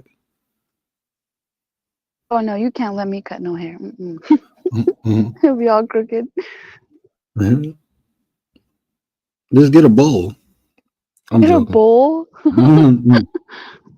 That's what they used to do back in the day. They'd put a bowl on your head to cut the perfect back line. That's why they call them chili bowls. There wouldn't Get be a no stencil. Mm-hmm. Now they get that little white marker. I forgot The women put stencils like for their eyebrows. Man, that shit they be doing geometry and shit on their face, bro. I'd be like, y'all crazy. Algebra equations to get the eyebrow right. Well, I'm so happy I ain't a female. I'm happy. Yeah, it's a lot of work. That's why it'd be hard for me to understand. I ain't saying it's wrong. I'm just saying for me it's hard to understand why a man would want to be a female. Like that shit like a burden to me. I'm good. It's kind of like difficult because like, man, some of the girls like they just like overdo things and then you just don't know like, are you transgender or not, or like it's hard to tell sometimes. Oh my god! Because they're like heavily eyelash. Everything's like a lot. And then I'm like, I don't know. I seen a couple people on social media the last 2 days. I ain't know. I'm like, man, it ain't for me to determine. I'm good. I'm just happy I'm married. I ain't got to worry about none of that. Right. So y'all females put makeup on as a form of manipulation. Y'all got people thinking y'all look one way and then y'all really looking. Holy shit! I'm glad I don't wear makeup then. Yeah. Yeah, I just do a little bit. It depends. Yeah, I don't think it is. I mean, I like my wife. She do things to highlight certain features she had. I don't see nothing wrong with that. But it be people, man. That shit be looking like fucking witchcraft. Motherfuckers be coming out looking like AI for real. They be like funeral ready. I seen this one lady. I remember I used to work with this one lady. I'm like, God damn, it looked like she just came from the funeral. But like, you can see how packed the foundation was on her face. I'm looking like, damn, you look alive and dead at the same time. That shit crazy. That shit crazy, man. You're supposed to bring it down, like bring the makeup down to the neck, like so it blends in better. And then I seen her one day with her makeup off, and I was looking like, that's why you put so much on, because you got these big ass potholes in your face. So you covering up holes, bro. Like that shit wild. Well, then you can make like a big nose, like you could blend down a big nose. Mm-hmm. Yeah, I trip out on that part too. Like you literally drawing on your face. Halloween every day. Hi, Dee Dee. Dee Dee's in Dee Dee. Dee Dee. Dee Dee. Yeah, Dee Dee. I got so my son nickname is Dee Dee. And I got an older cousin, she a female. Her name is Dee Dee. So like my mom on a cruise with him. And my mom was like, Dee Dee, say hello to your cousin Dee Dee.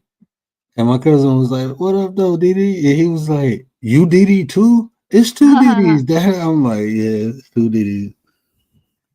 Let's talk about nicknames. Because the other day I was thinking about, I was watching something, I don't know, I think it was a body cam or something, and everybody had nicknames. And they're like, what's the person's real name? And like nobody knew. And I'm like, oh, that's why they have nicknames. Nobody knows her name.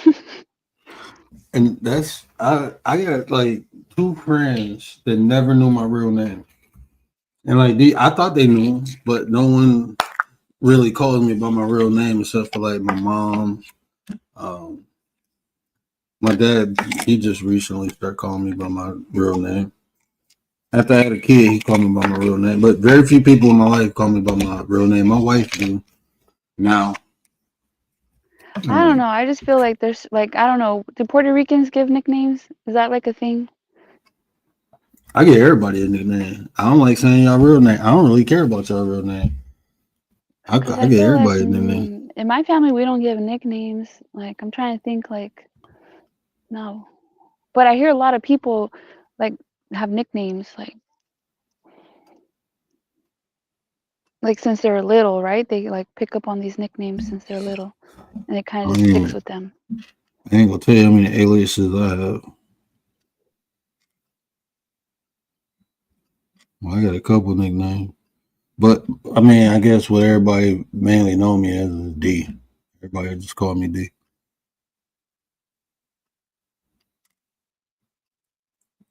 I used to get angry when I was younger and people call my real name. I get upset. Only people who call me my real name is my teacher and my coaches. Other than that, I ain't want nobody call me by my real name. I just didn't like hearing it. But yeah, like if it's like D, you know, it's like it's not completely different from your name, like the first letter of your name. But some people have completely different, has nothing to do with their name.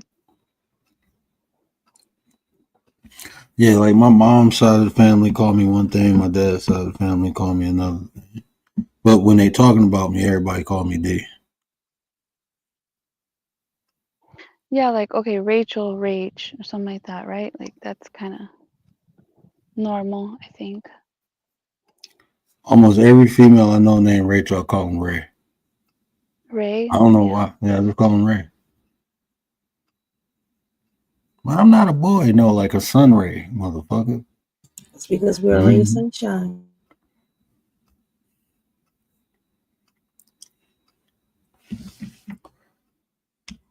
What's in the back chat?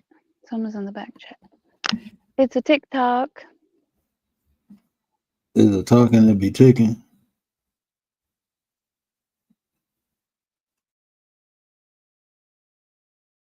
I don't know what's going on my computer. For some reason, me in this mode. Did I freeze again? No, you're here. Oh, let me try. I clicked it and everything froze on my computer. Oh, I gotta do that update. Page not available. Bro, what the fuck is going on?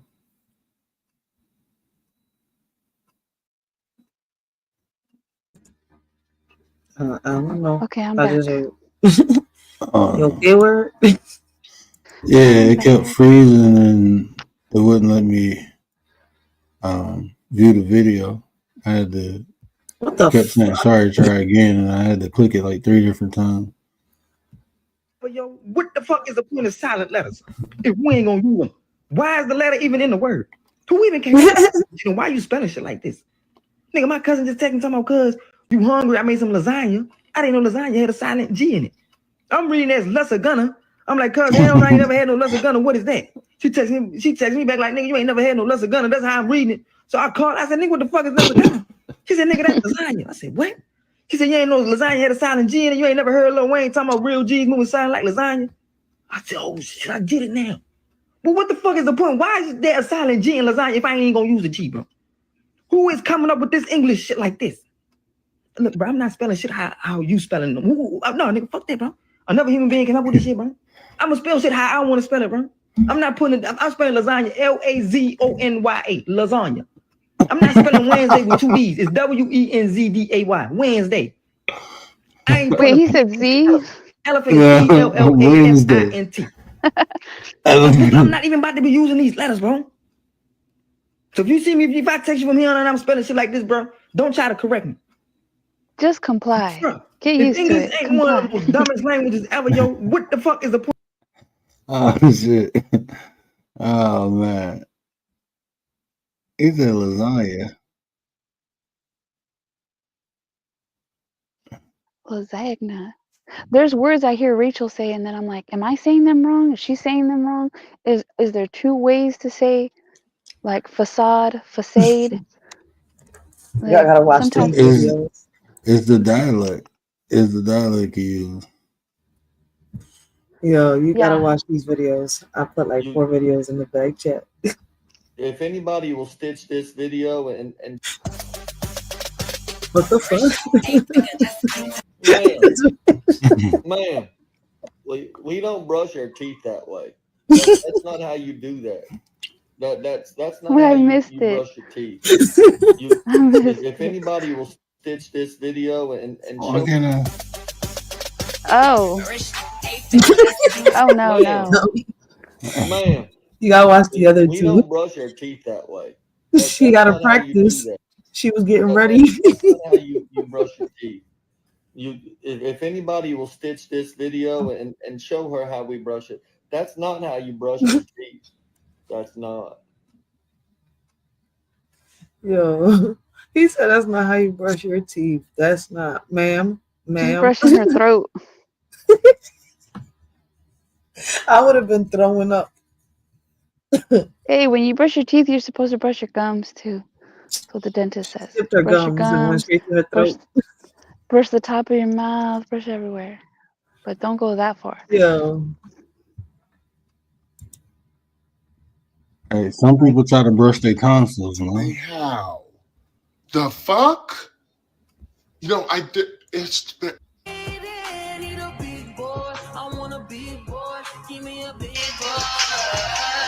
How, honey? How? And I think everyone knows what I'm talking about when I say how. And The word fuck? will throw one. No, I did. It's. You know what I'm saying? You picking up what I'm throwing down, honey? It couldn't be me. It couldn't be me, honey. Fuck around and bruise my liver for 5 minutes of some frisky business. I don't think What the so. fuck? Get off of me. I cannot breathe. Shit. The fuck? Trying to puncture my lung? No, ma'am. No, ma'am. Rupture a kidney? Nope. Not happening. Back the fuck up. Shit. That's My not how uterus hurts just looking at that video. The fuck? I have questions. Oh, I have so many questions. You don't want the answers. Hey, is Pop the Balloon on Netflix now? I don't know. I got think tired it of Pop is. the Balloon. I stopped watching until the other day I watched an episode again. Oh, who? I had a Pop the Balloon. Wait, I can't hear y'all.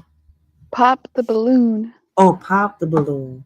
I seen that drum on Facebook the other day. I was cracking up. They was doing on the Spanish drum. Okay, look, I got There's a this. Spanish It one? say, listen, it say new arrival. Pop the Balloon live is now on Netflix. I'm about to Oh, say that's what's up. Well, she's getting millions of views, or they are. I don't know. Her and her boyfriend. Oh shit! oh, this look different. Oh, I no. got bored of it. Like I don't know. I just got bored of it.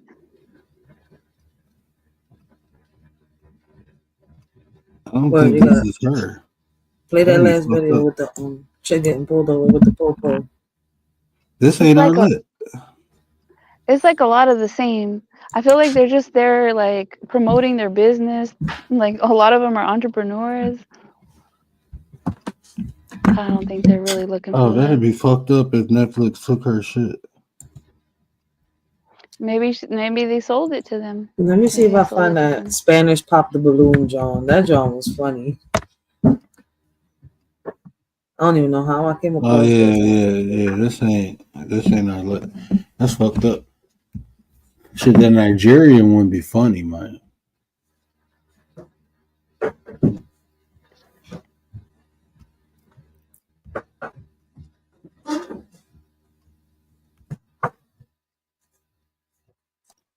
And he got me a ticket. I just got pulled over by motherfucking police. And he got me a ticket. He gone now though. I feel like This how I feel. Fuck this ticket. Like what he saying. Fuck this ticket. Yeah.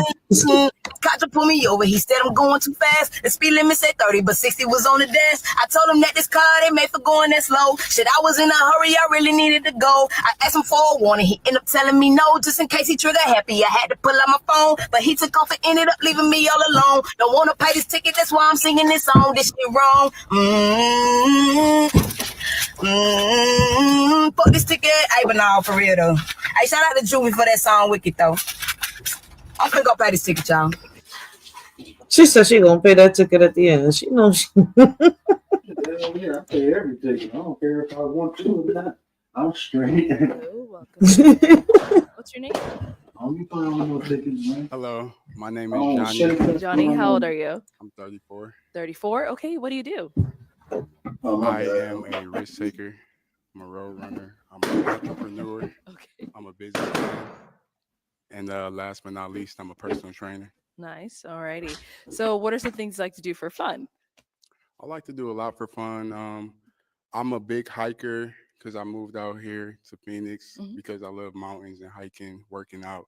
It's a big fitness community out here. Yeah. It's easier to stay fit because you don't got to hibernate in the winter. I like to go out to eat. I love seafood boils. You know, all y'all know y'all love seafood boils. So don't even. But I like to do, you know, Everyone just popped. smoothies, work out. Okay. You know, Nice. other habits, smoke a little bit. You know, just a little bit of thing. I ain't gonna lie, I mean, shoot, it is what it is. What do you look for in a woman, Johnny? I look for a woman that know how to Won't listen, pop her respect her balloon. man. I know that, you know, God is first, but, you know, when it comes to leadership, it's, you know, if you want a man to protect and provide, you got to respect him to a degree and, you know, Okay. let him lead. Got it. Now, what are some of your deal breakers? Deal breakers is someone that is just straight up atheist or don't believe in God, don't have any kind of faith. If you don't work out or at least keep up with your body, if you don't like to have fun, like I like to, you know, go out of town. You know, just that's about it. That's good. Okay. So we got some pop balloons. Let's go on over there, see why they ended up popping. Okay.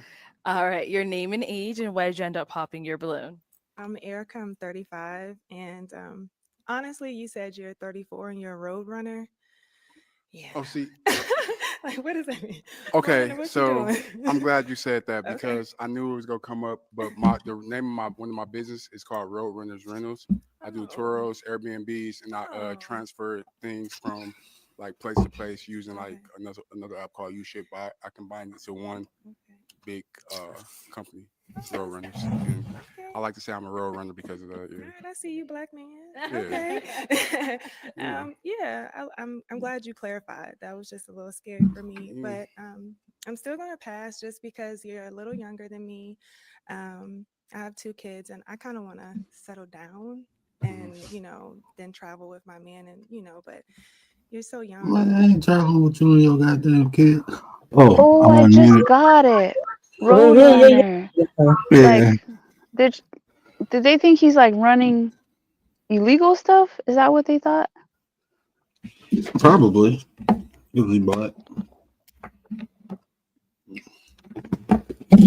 Probably. So I wanted to talk about this case, Rachel. Did you hear about that case in Detroit when that man unalived his ex, the mama, and her niece?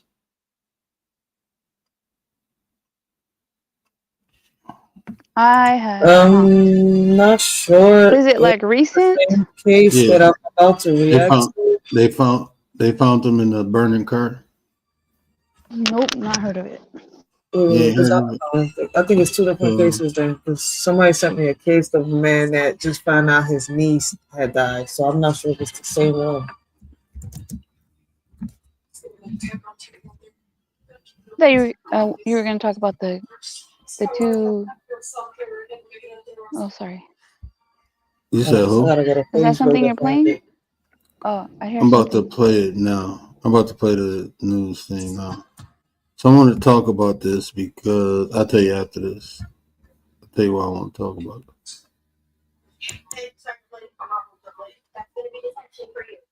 Lincoln in custody, and he has a long criminal history. CW has been covering this developing story all day. He joins us live outside Detroit Police Headquarters Wait, with the latest. is that you, Rachel? Now, Because I can't hear. Well, Meredith, according to a federal There's like complaint, two things investigators playing. say they were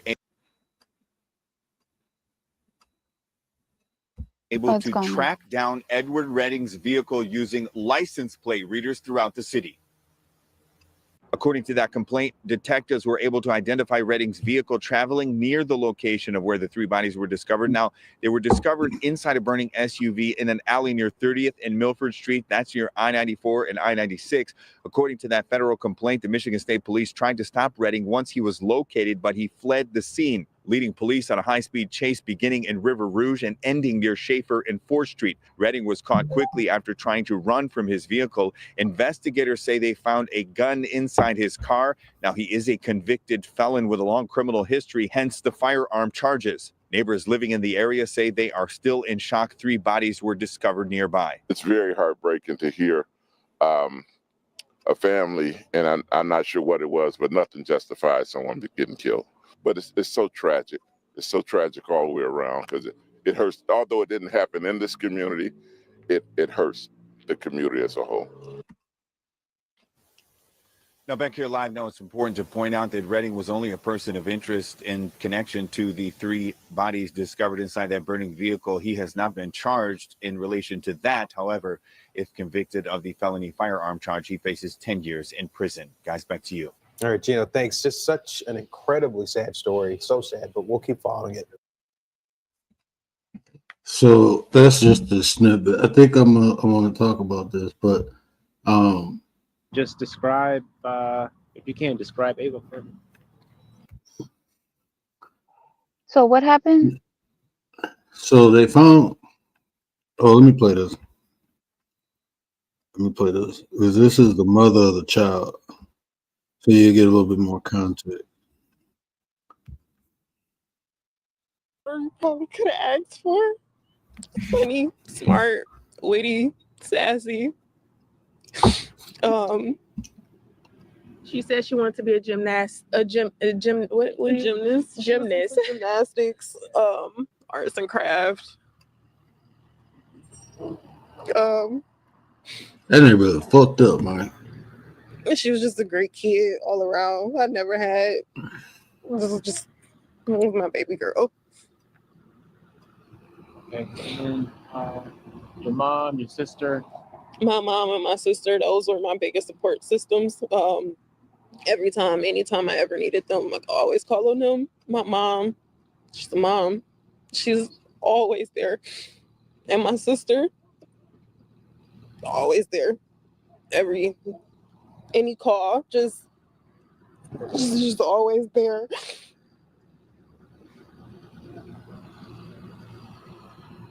And so if you can take me back to, would it be Saturday night? No, I was on vacation. So my mom and my sister purposely were trying to not to contact me a lot just because that was supposed to be my break. And the last time I was talking to both of them was around 2:30. And the last message I told my mom was my flight was delayed, so I will be coming back later on Sunday. I didn't talk with them that Sunday morning. And once I got to the airport and got back with my connecting flight, I had got a phone call from my sister's friend asking if I talked to my sister or my mom. And that made me call them. And that's just when everything just unraveled. And I found out that they were missing. And it's just Her mom, her sister, and her daughter. Her daughter, yeah. Her mom and sister was babysitting the daughter. And it was the sister's ex-boyfriend I got But, back. I but got back and I seen the news, the car. I asked my friends. I asked my daughter's friend if she was there. I called her dad. I asked if she was over there, and no one had heard from anybody. Constantly calling my mom, phone going straight to voicemail. Well, no, she just wasn't answering. bro, I can't watch this right And now. then I asked. I ain't even gonna hold you up, bro. She got her mom, her sister, and her bro. That's the top three, bro. That you know what I'm saying? Like you took everything. Oh nah, bro. I would fucking lose it. Chosen one, what up though? Appreciate you. I would fucking lose it, bro. You take my mom, my kid, and no. What's up, chosen one? Yeah, that's too much. That's too much. But that's not even the worst, right? So they found the mom and the mom and the sister, right? Both of them had got pop out in the head, right? So execution style. But the daughter, this is why I want to talk about it, because these dudes are monsters. Like when you see these signs, y'all got to get the fuck away from these people. You know, there's no point in dealing with them on anything, because he slit the little girl throat. How old was the little girl? I think she was like, oh man, I don't want to lie. Like She was teenager or like? No, I think she was like, oh man, I don't want to lie. It's okay. You don't have to say. I think she was like 7. I want to say 7. Like what happened? Like what got into him? Like what happened? It was the lady, not the mom, but the sister's ex-boyfriend. So they just caught him, so they don't really know what happened yet, or they don't know his side of the story. They just know he Yeah, snapped. like why he did that. And this is why I want to talk about it though, because I knew victims, and I knew victims of something similar like that happening to, and then I knew the assailant. I knew both of the dudes who did it, but I was close to the victims. The reason I knew the dude was because of the victims in one party. Does that make sense? Like I was cool with this girl. We kind of grew up together, and You're I talking was about actually like a cool. whole different scenario. Yeah, so I had Scenario. right. I had a homeboy, and his cousin was like tomboy, and she played basketball with us. So I got cool with her. When she was dating this dude, she liked the dude. She was real tomboyish. Dating this dude, and we were like, no, he crazy. Like, leave him alone. He weird. He was Why old was he crazy or weird? all the time.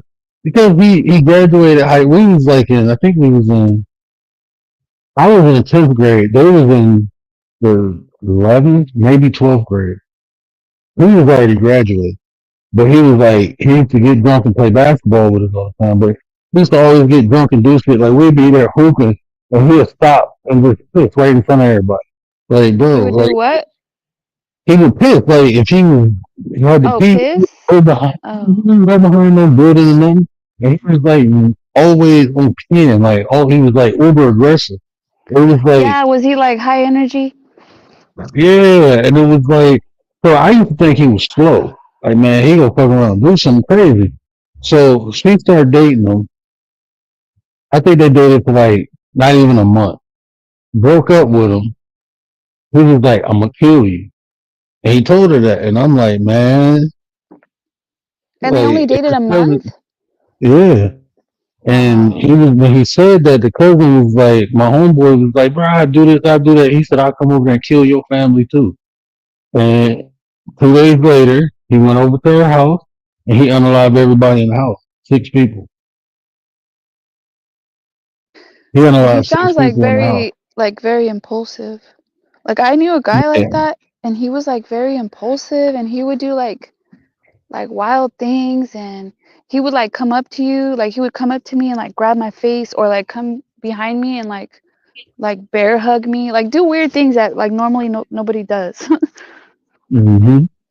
Young people, you gotta watch. And then I had one dude. We grew up together. He was my homeboy, but he was like he was real quiet.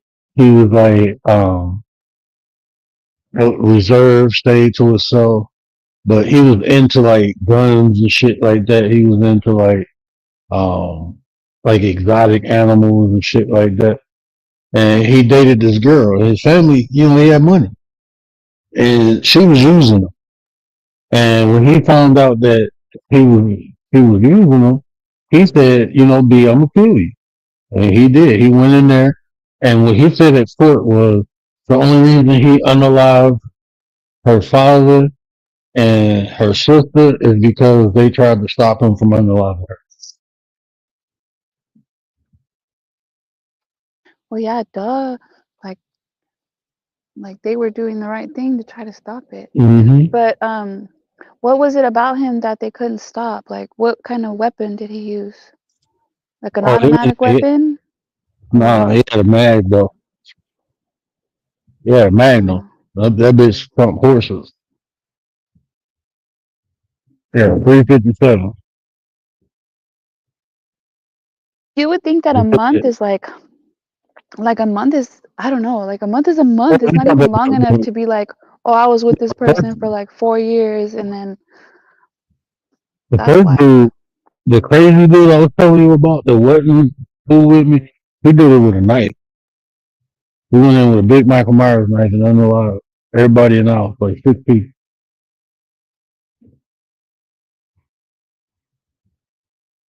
The other dude was my friend, the one I grew up with, he had a 357 Magnum. And he said the dad stood in front of him and popped him, and then the sister stepped in front of him and he popped her too. So what were the signs? What were the red flags with those people? The crazy one was obvious, right? But both of them to me was obvious when the motherfucker threatened you and said they would kill you. I don't take that shit lightly.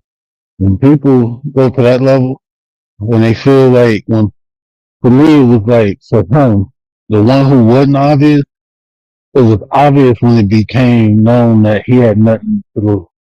He felt like, I don't know how, but you know how people attach themselves to people. He felt they dated for like a year, and then he found out that she was cheating on him. But when people attach themselves to people and that become their world and it's taken away, then they have nothing. And when people have nothing to lose, they'll take everything with them. That's why I say I don't deal with people who have nothing to lose. I just don't deal with them. I had too many examples of people not caring about themselves so they can't care for others. I had too many examples of that. There And was that's a story I heard. oh no, go ahead. You Oh, got my bad. Go ahead. I There was was a done. story. I think it was like the mom was saying how the guy unalived her daughter, but how she was saying like we loved him, like we cared for him. He didn't really have family, and we took him in, and we were like he was a good kid. Like everything was like nice what she was saying about him. But the thing that stood out to me is that part, like how you're saying, like he didn't really have anybody, and they kind of like adopted him into the family. And so, like you said, maybe he's attaching himself, and then so when they feel like they're gonna They got lose away. that, they crash out maybe. But that's not And everybody, right? That's not everybody who doesn't have a family and finds comfort in, somebody. the potential is there. The potential is there when people have nothing for them to not to do impulsive things like unaliving people. When they have nothing to lose, you have nothing. So what does it matter if I do this? It doesn't matter if I go to jail or die. I have nothing. So those people who have nothing, then it's kind of like the only thing they do have is what? I kind of knew somebody like that, and the girl was saying how when they were when she broke up with him, he was like threatening to unalive himself, And so she's like, he's manipulating me because like he wants me to get back with him. And then so then she would go see him because, you know, she didn't want him to hurt himself. But then he Mm-hmm. would do it again and like he would use it as a manipulation tactic. But I never thought that that person would then think about unaliving her, that because he never said that. But there's the potential, like you said. There's the potential. That's what we have to identify. That's how you identify things before they happen, is understanding the potential of it happening. And it's She more got away likely from than him, things luckily. get luckily. You know what I'm saying? Luckily. Yeah, luckily, It's but I all think about she ended up potential. having to like slowly like ease back, like ease like I try not to be mean to people. I like try to like slowly ease off.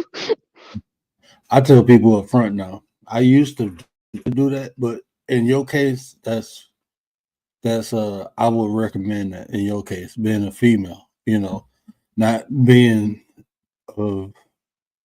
even me as the caliber of a person I am, where I feel I can defend myself and my family on a high degree. I still have to be careful because still, again, I have something to lose and the person doesn't.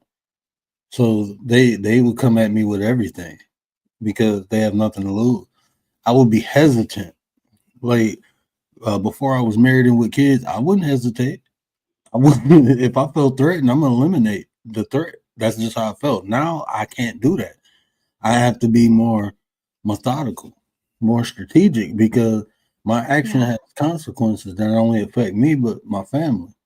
I have something to lose now. So I Yeah. have to be careful how I do things or how I approach situations or how I handle things. You know, I believe I told that story, you know, when I'm looking like I'm trying to say this without sounding crazy. But if it was like more than one person trying to fight me, I would get excited. I would feel like it's a challenge. Like, damn, I get to take on 2-3 people. I wouldn't mind. It wouldn't, you know, it's a challenge to me. Now I wouldn't, if I'm out with my family, I'm straight. I'm gonna walk away. I'll walk away from conflict because now there's implications and my family might get hurt. But back 10 years ago, no, I was just even when I first met my wife, I was still fighting. Well, for girls and like guys alike, it's like you don't know what to do. Like you can cut them off and ghost them, or you can slowly back away. Like he's on. Like you don't know what's the right thing to do. And see now where I'm at in life, like I told you, it's potential is identifying certain characteristics. So I won't even like that when I see a person that has nothing to lose, I don't feel I don't see why I need to interact with them. There's no reason. So I just eliminated that whole I don't have to worry about, you know, becoming friends with this person and later on finding out, you know, I don't need to be friends and trying to ease away from them. So it's being able to spot those tendencies or those traits within people to know. That's why I said, like, observe people, understand them, and see if it's right for you to interact with them. That's why I If it's always like a encourage that. friend or an acquaintance, depends. A lot of times I'm gonna cut you off and ghost you. Like it just depends. But depends because some people they take that like they can't take that. Oh, you're not answering, you're Rejection. not this, like you're completely ghosting. Yeah, some people cannot accept that. And they're gonna come at you even harder because nah, you can't just ghost me. I'm gonna find you. I'm gonna go where you're at, I know where you work, I know where you be at. It's scary. But there's I think I had talked about this. There's they were both firefighters, this couple, and she was like the aggressive one. He wanted to break up and she didn't, so she kept doing things like how, oh, I'm gonna unalive myself, and then he'd go and comfort her and stuff like that. But the last time she showed up, I think at his work, she showed up somewhere he was at, and she had a weapon, and she told him to get in the car. Told him to get in the car. She might have said she wanted to unalive herself. I don't know, but that was the end of them. She unalived him and herself. And he tried to get away from her. He tried to break up with her several times and move on, but like she was way too attached. And see, I'm a I want to use this as an example, but I don't want to. So I'm not going. So anyway, so once upon a time, it was a person that stated that I be buttering people biscuits, right?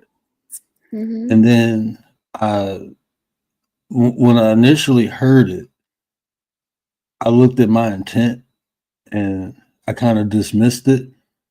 But then I had to consider what the person actually said, right? And then once I considered it, I understood the actions that follow behind it.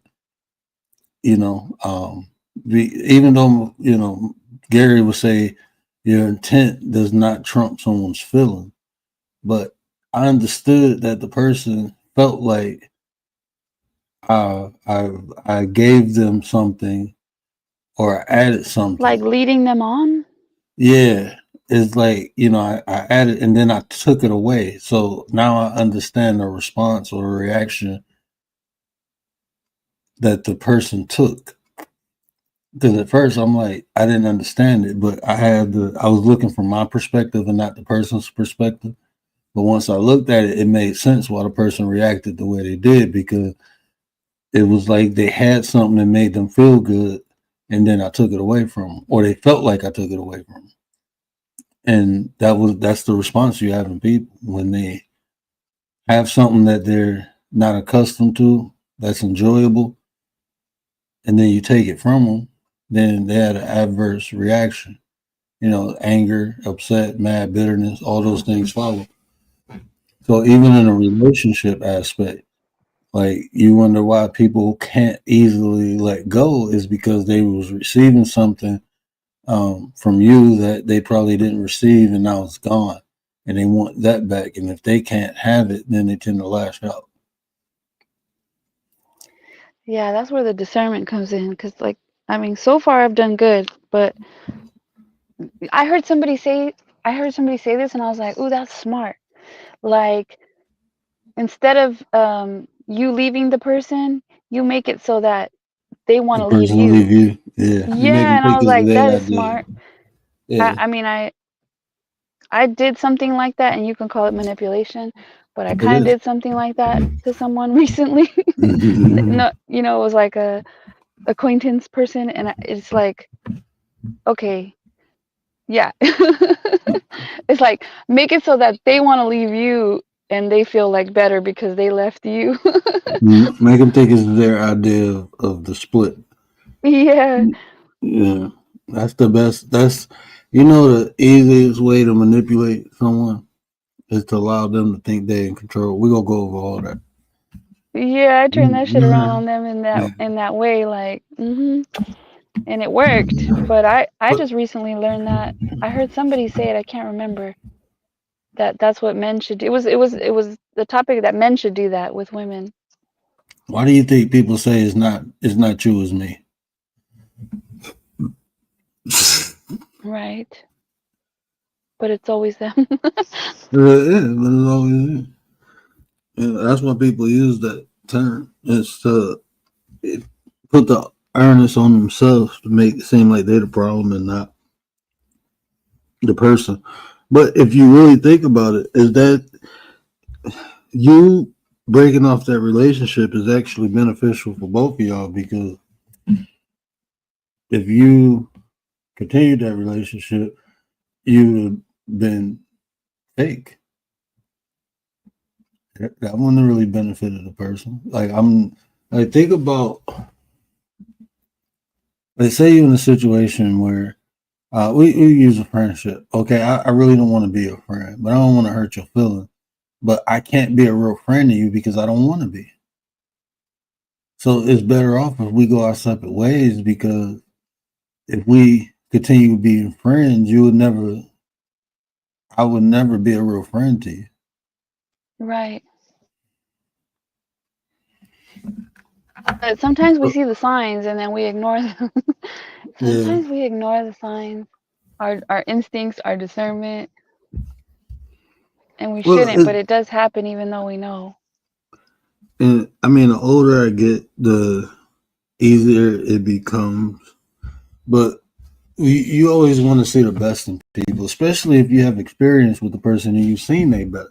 You want to think that's them. That's their naturally, that's their natural state is this best version of them. Even though you ain't seen the shit in years, but you know it's there.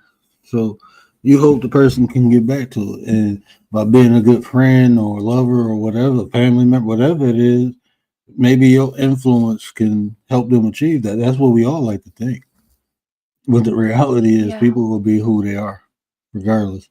Well, sometimes I think, oh, I can handle it. Like, I can handle it. But then it gets Until to the you point can't. I don't want to Yeah. handle it. Yeah, I don't want to handle it. Not no more. I told you was one of my. I don't know what I want to put on a hoodie first, but ignorant is bliss until you got to pay for that shit. We ignorant to people's. I don't want flaws. We'll say it like that. We ignorant to people's flaws until it affects us. And once it affects us, then it becomes a problem. But before then, until it affects us, a lot of times it don't become a problem. That's like I was asking in text earlier. Were you surprised when your friend did that? Well, yeah, I was kind of. Have you seen him do it to other people? Yeah, well, you're capable of it. So why would you be surprised? You see what I'm saying? Once you, if I know, it's like, just why a would you matter think of, you're special? It's not gonna matter yeah, to you. that's it right there. That's fucking it right there. Well, they won't do that to me. I used to think that all the time. Yeah, I like, see I'm cool. They're somebody. not gonna do it to me because I'm Yeah, cool. We're cool. no, it's just a matter of time. You're just not the object of their attention right now. That's all it is. Eventually, when everybody else gone and you left, it's your turn. That's how it usually be. That's how it usually occurs. There's always like a price to pay, Mm-hmm. like in everything. I mean, even in good relationships, there's always a price. It's just like how much? How much I is it was gonna cost you? I was watching. You ever watch that show 911? No. So my wife got me watch. Are you watching that? My wife got me watching. I'm on Oh, season is it 2. the 911 calls on YouTube? Or no? No, Are you on it's a season show. 2? You just catching It's a up? show called. It's a show called 911, and it's like this. They got the dispatch people, they got the cops, they got the firefighters, and the EMS people. Right? They just, it's a story about them. So anyway, it's this lady in there. She a 911 dispatcher, and she take care of her mom. And it's this young fire. She older, like in her 40s, I think. And it's this young firefighter dude, and he liked her. And she didn't really date nobody because she taking care of her mom. Like that's her priority. Her mom got dementia and stuff like that. And they end up having a liking towards one another. And he wanted to take her on this hot air balloon date. First they was just talking on the phone, then they got to the point where they dating. So as they getting ready to go on the hot air balloon, the mom nurse called, said she had an episode, you need to come home. And it's already hard for them to date. So they finally got the date, and she had to leave. So he was talking to his supervisor, and he was saying it's not fair to him, that because he had a sex addiction problem, and dealing with her kind of fixed his problem, but he was like, I deserve to be happy too. And he said, well, how does she make you feel? And he said, it made me feel happy. She made me feel better. That. And he said, you know what? Everything comes with the cost. And that shit was the realest shit I ever heard. We think about all these things we want, but we don't really truly think what it takes to achieve or to receive those things. Everything comes with a cost. Yeah, everything. So if you can't take a person's bad, don't take their good neither. Mm-hmm. That's how I look at life. That's why I always say I accept people for who they are, as they are. I'm going to accept your good and bad because your good comes with a cost, and that's your bad. So if I can't tolerate the bad, I'm not going to take the good neither. Yeah, that's what I'm saying, where sometimes I think, okay, I can handle it. Like, I can handle it. But then, yeah, no, you got to be careful. Mm-hmm. There's some bad shit that I am not willing to tolerate, so you can keep the good shit too. I'm straight. Because there's always good and bad to people. It's just it depends on what and how much of it. It was this when I was transporting, I had met this other dude, right? He was a son of one of the well-known physicians in the hospital. And me and him was cool. We got real cool. I liked him, you know. He was a smart ass to everybody because his dad was like one of the top physicians in the hospital. So he got away with a lot of shit. And he was like reckless. And I'm like, you know, that's cool. He's still cool. I seen the best of him. He a real cool guy. He got a lot of fucked up ways. He get high and drunk and want to drive. And he disrespect people. But the things that I was receiving just by being his friend, and like I said, a lot of those things he wasn't disrespectful to me or nothing like that. You know, he's still cool to this day. Me and him still cool. But I couldn't hang out with him no more because a lot of the stuff he was doing, it began to implicate me, just me being around him. You know what I'm saying? So it's like I'm straight. Even though I get a lot of benefits of being cool with you, you know, you open different doors that I couldn't get in before I knew you. It ain't worth it though. You know, I'm not about to it's people now calling me because you didn't get high and want to drive, or you didn't get high and slap the girl or something. Now they calling me to come get you. They calling me to come protect you. I'm straight, bro. That's too much stress. And every time I go, I'm sorry, man. I'm straight, bro. I'm tired of that. I can't do that no more. But at first, when it didn't really have no true effect on me, I was benefiting. Yep, that's a good example. Perfect example. I was benefiting. So it was cool until it wasn't cool no more. But you'll have some people. But you'll have some people, they'll ride or die with it. And then when they get put in a fucked up position, they blame the person. No, you knew what that came with. You was enjoying all the privileges. Now you got to deal with the consequences. And I wasn't willing to deal with it. But it's other people who do. I remember he got, it was this other dude, you know, he was a janitor and he ended up coming up. You know, because of his relationship, they gave him opportunity. He became a patient care tech. So now he making more money. He got a better job. You know, his best friend is you know, this dude. But one day they called him. Well, they didn't call him. One day they went out and they was drinking and driving, and you know, he got unalive in the car accident. But the doctor kid survived. But his buddy, you know, who didn't really party, only time he partied when he was with him. He wasn't accustomed to that life, but he went too far. He indulged too much into it. Because when I used to hang out with him, I'm like, nah, I'm gonna have to drive, bro. I ain't drinking. I parked my car at his house and we'd take his car because he had a nice little Jag. Like, no, I'm straight. I ain't drinking. I ain't smoking. We good. I'll be the designated driver. But then you get tired of that because not only designating drivers, it's like you getting obliterated. And now I'm responsible to take you home, then make sure you get in the house, and then I gotta Get go in the home. car. Like, Come on, let's go. It's time. I gotta No more argue and drinks. fight with you. Yeah, man. Ain't nobody. I can't do it. I'm not babysitting you.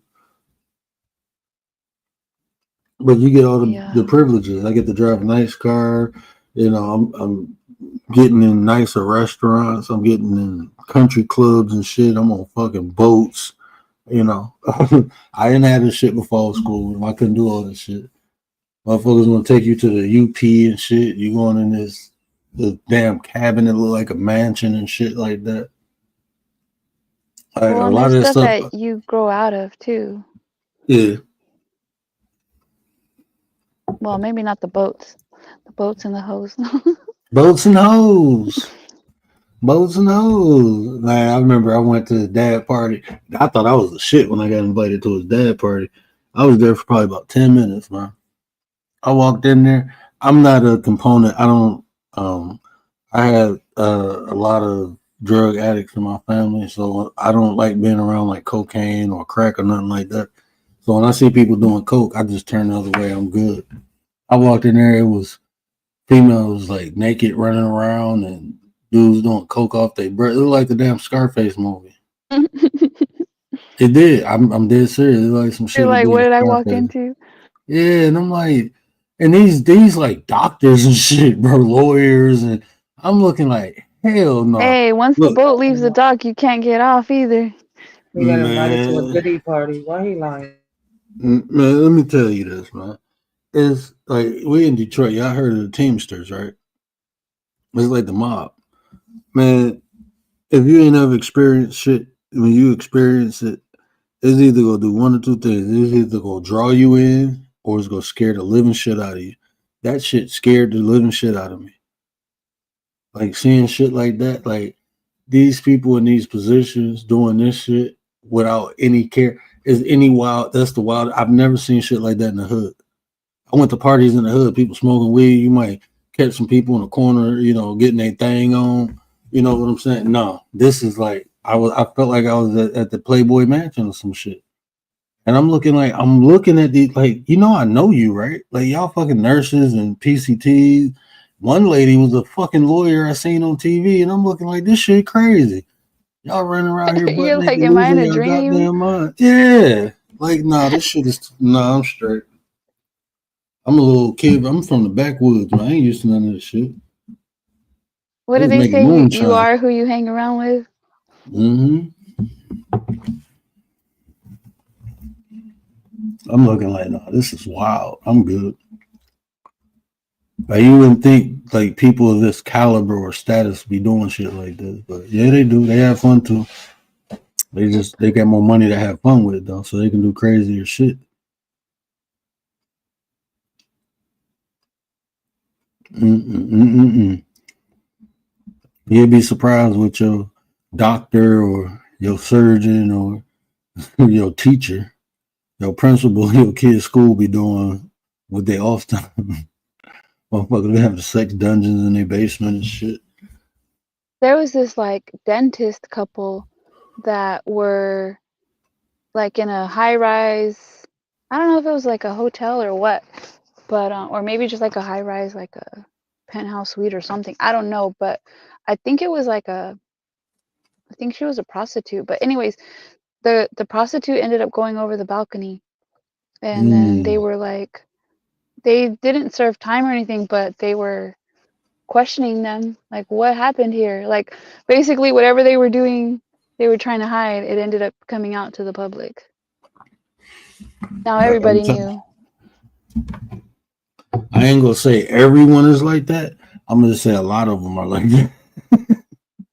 Like when you get money, man, your mind, I don't know, you're capable of doing different things that the average person can't do. I say it like that. They were doing illicit things in that room, and whatever else they were doing, whatever else, and it just came to light. I don't think it ruined their practice, but it did cost them. Not their whole Like practice, though. when this doctor's wife basically told me they will pay me to bang her while he watched. I'm looking like, hell no, y'all wild, bro. Y'all wild as hell, man. Mm-mm. You will get excited from watching somebody do your way. Nah. And then you think, like, how did they get that way? How did they get that way, and how is it like normal to them? Like, I just wonder how people get like that. Because it's potential. You know, like this. Like, think about this, right? I'm assuming we all normal people, right? We do normal shit. But if we had an abundance amount of money where we were able to do everything we want, what is it left to do? You start being creative and shit, making shit up. Like, if you can do everything you ever wanted to do and you did it and now it's done, then what you gonna do?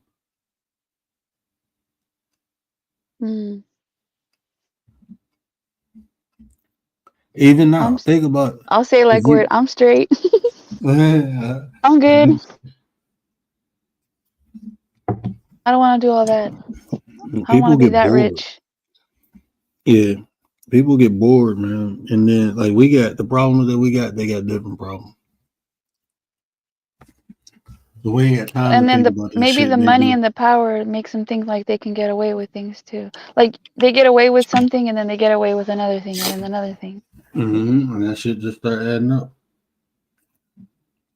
Like, think about this. Like, them dudes who be geeks and nerds in high school never really got no action from a female. Now they in their 30s, they got millions of dollars. So all that unscrupulous shit they used to think about when they was kids, now they can do it. Now they can pay. Their money opened different doors. All them girls who they thought was pretty, they wouldn't give them the time of day. Now he can pay them to do all this crazy shit. And that's what they do. And they don't respect the women because of that. Yeah.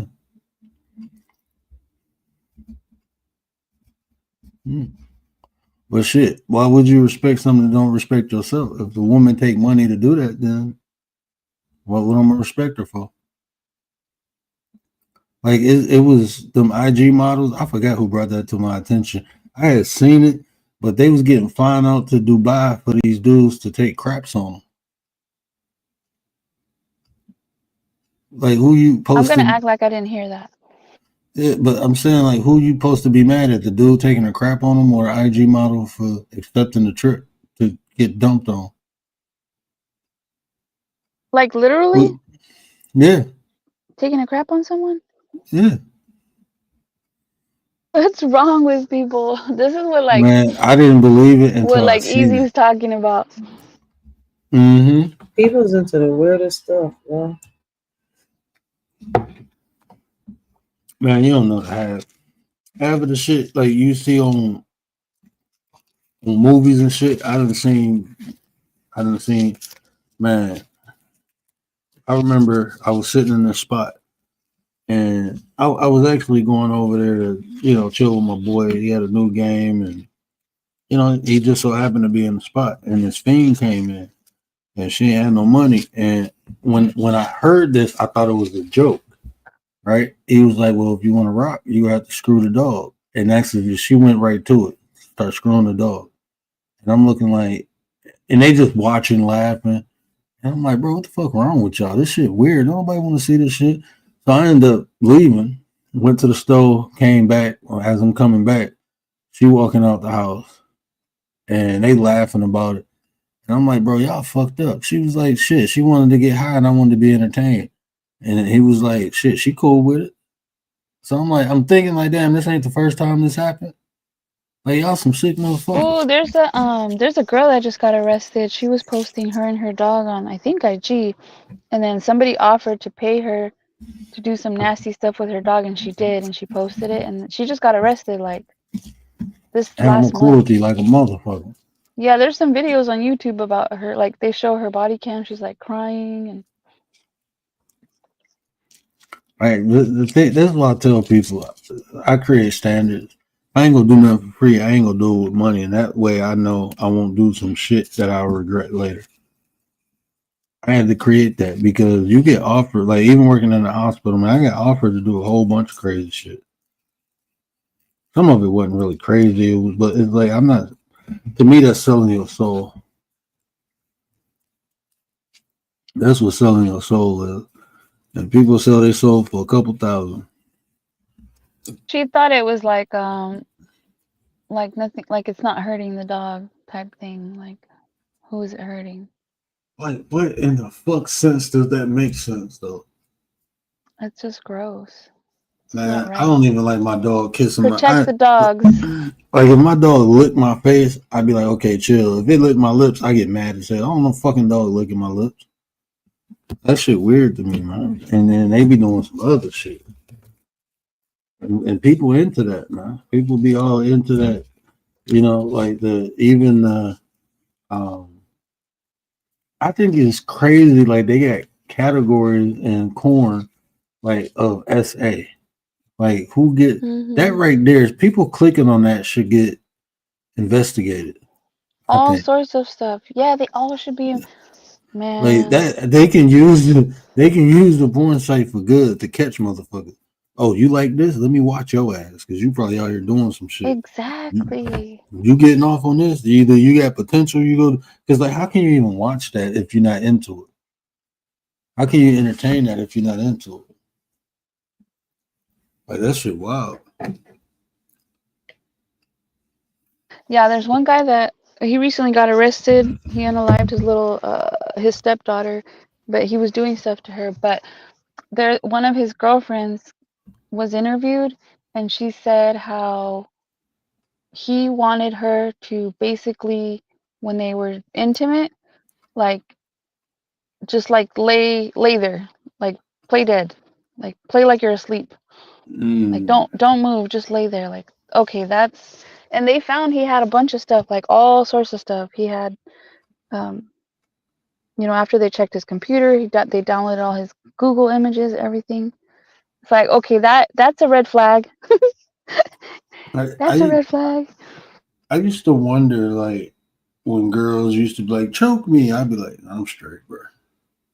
I'm just trying to enjoy this. I ain't trying to have no accidents happen. I'm straight. But I used to wonder, like, where they get that from? Yeah, where you get that shit from, bro? I was gonna bring that up when Easy was talking because girls have told me that. Oh, you gotta get choked. You have to. I'm not getting choked. No, you gotta try it. It's the best. It's this. It's that. I'm like, no, I'm straight. I'm good. No, tell your man. Tell your man to do. Motherfucker be into it and can't let go. Forget to let go. Your ass gone for real. Like, no, that's too much. And that's just like that's just like basic stuff right now. That's like that's like basic. Like pulling hair, I can understand. You don't pull it too hard. Pull hair is fine. I think pull hair is fine, but things that can lead to unaliving, I'm straight, bro. I ain't trying to tie nobody up and none of that shit. Oh, you gotta look up Shabusiness. Her last name is Shabusiness. Look up her case. It's gruesome. Yeah, her and her boyfriend were doing stuff in the basement, and she went way too far. But I think they were both doing like coke. I think they were both doing something, and yeah, he's gone, and she's in jail, and it was gruesome. Damn. People plugging shit. I remember, man, this chick was like, well, can I do this to you? I'm like, hell no, I'm a grown ass man. Well, my ex-boyfriend used to like it, and I'm like, well, he was probably like, he hung around his boys a lot too, didn't he? Yeah, well, that's why. You was one of the fellas. Shit. Don't no dude want no, nah. No. Oh shit, she wanted to turn you into Trick Daddy. I'm the giver. Now, dudes like, man, I don't know. It was some dude. I remember we was doing lingerie and cocktails, and it was some dude that came up there. Was like, yeah, I like when women lick my butthole. I'm like, bro, I don't know what the fuck wrong with you, bro. Nah, no. Well, because they say men have a spot right there, right? Like man, you have your prostate gland.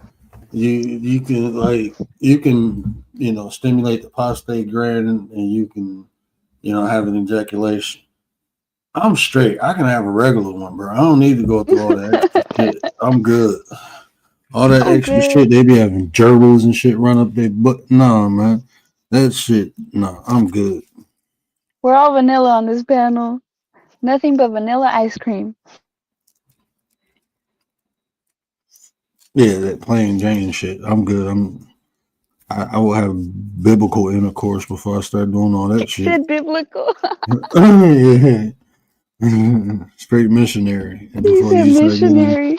Nah, that's too far. When he said biblical, I was thinking the other way. I was like, but he's still going towards the the ORN. Like, wait a minute. Biblical proportions.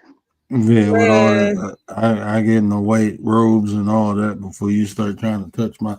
I remember this, man. This one girl was, doing her thing. Man, she went down too close. Man, I did not try to pop her in the head, but I did.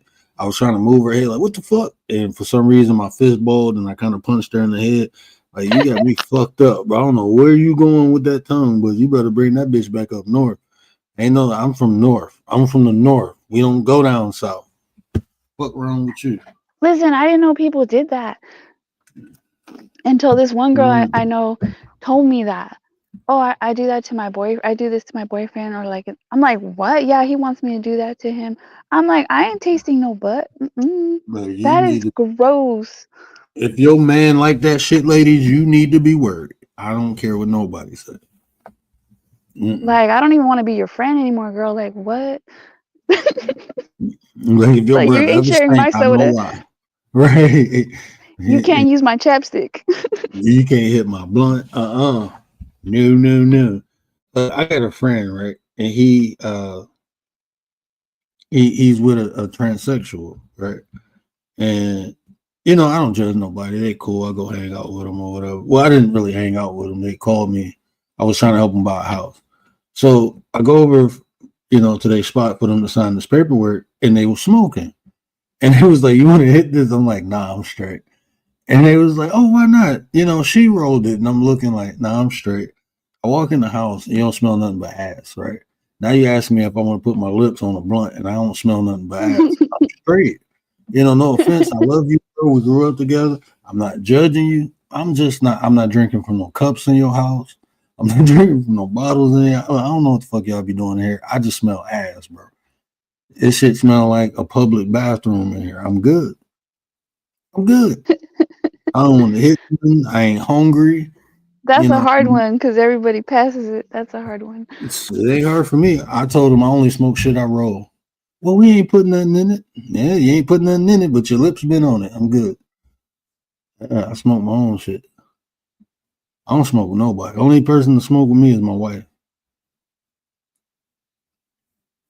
And she ain't did that, and she ain't did that shit. I think my wife smoked with me twice. Second time, I almost had to take her to the hospital. She had a damn panic attack. I feel like I gotta change the subject, but I can't think of anything. It's a full moon, though. I know that. It's a full moon. I think it's been a full moon like 3 days, 3 or 4 days straight. I don't know. That's where Gary at. He out there howling at the moon, Gary trying sleeps. to get one of them southern mothers. That's what I'm gonna start calling them women, them southern mothers. I need to find Yeah. love for Gary. I already found love. He just gotta, sweep her off her feet. He's gotta work his magic. Mm-hmm. He gotta go bust it down.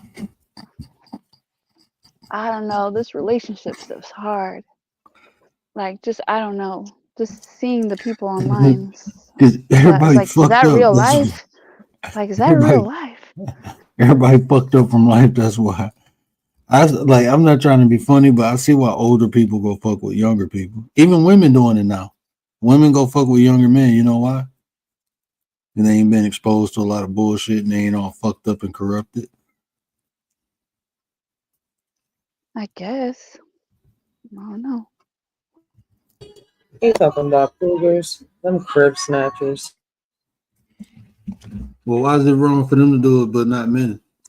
Oh, it's wrong for both of them. Yeah, Just wrong the for younger one. guys. You want to be with older ladies. I used to think that until this one guy said something, and I thought about it, and I said, that fucking makes sense. He said, because I was literally telling them, like, bro, you with that young woman, you just there because you can manipulate her. He said, it's not even about manipulation, young blood. He said, you know how hard it is dealing with people who are broken, who life is swallowed and spit back up. He said, it's difficult. You got to deal with their problems and your problem. He said, young women ain't been through that bullshit yet. So I can treat her good, give her a good life, and she gonna be happy. And he's like, she gonna be happy. Writers, were you talking about this the other day? Somebody was about like baggage. Was that you on your channel?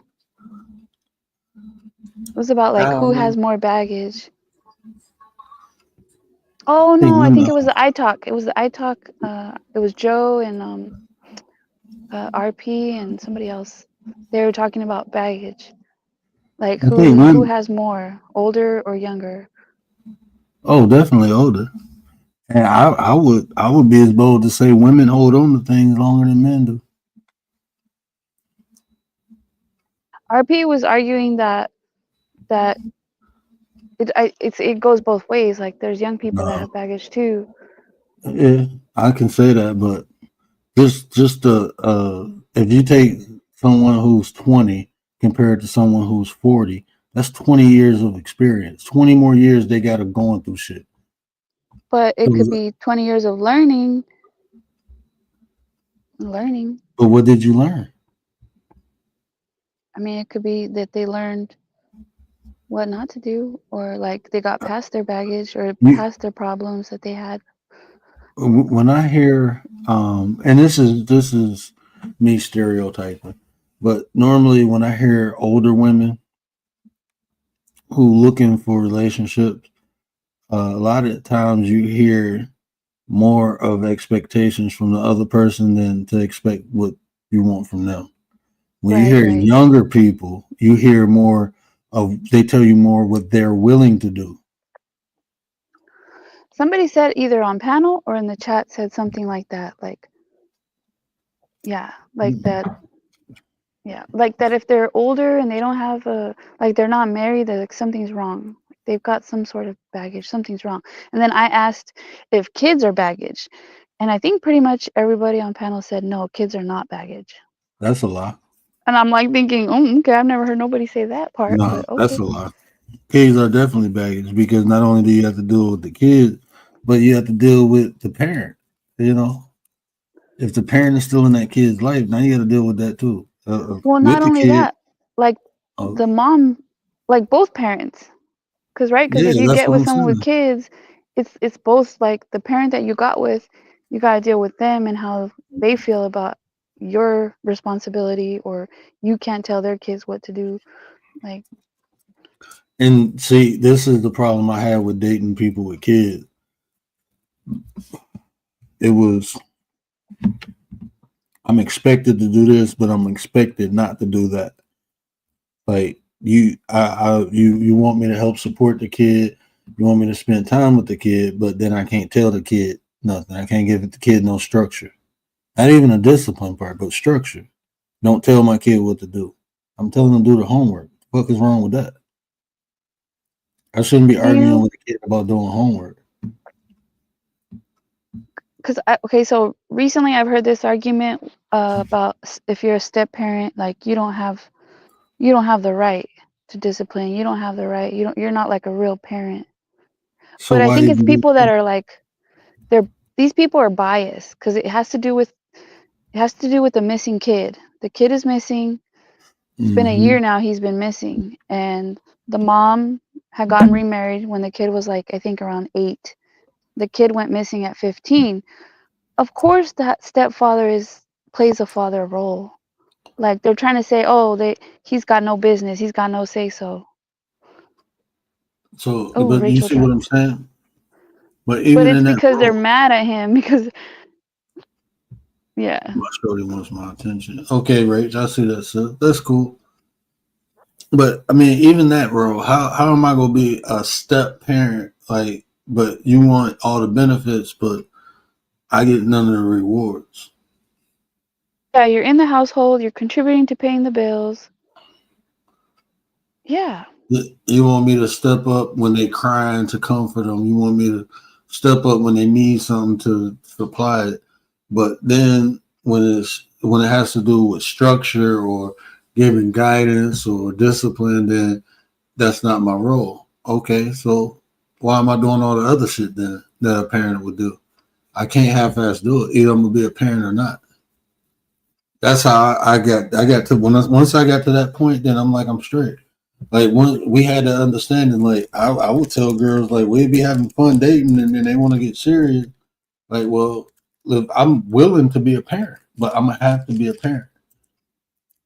If I don't have this responsibilities and I'm not taking on the responsibilities and can't have the duties. It's crazy because there's people saying like the kid's missing, that he's only like a stepfather or whatever. Like he shouldn't miss the kid or feel bad or like care, because and then he shouldn't have disciplined him because, well, there was some CPS calls, but he says he spanked the kid. But it's legal to spank a kid. like on the butt. It's legal, right? So to turn off their phone, like turn off their cell phone or like control the cell phone, well, I mean, that's legal. Mm-hmm. But then when a kid do something crazy and they find out there's a stepfather in the life, why you ain't disciplining them? Why you ain't giving the kid structure? Then they go to that. So I mean,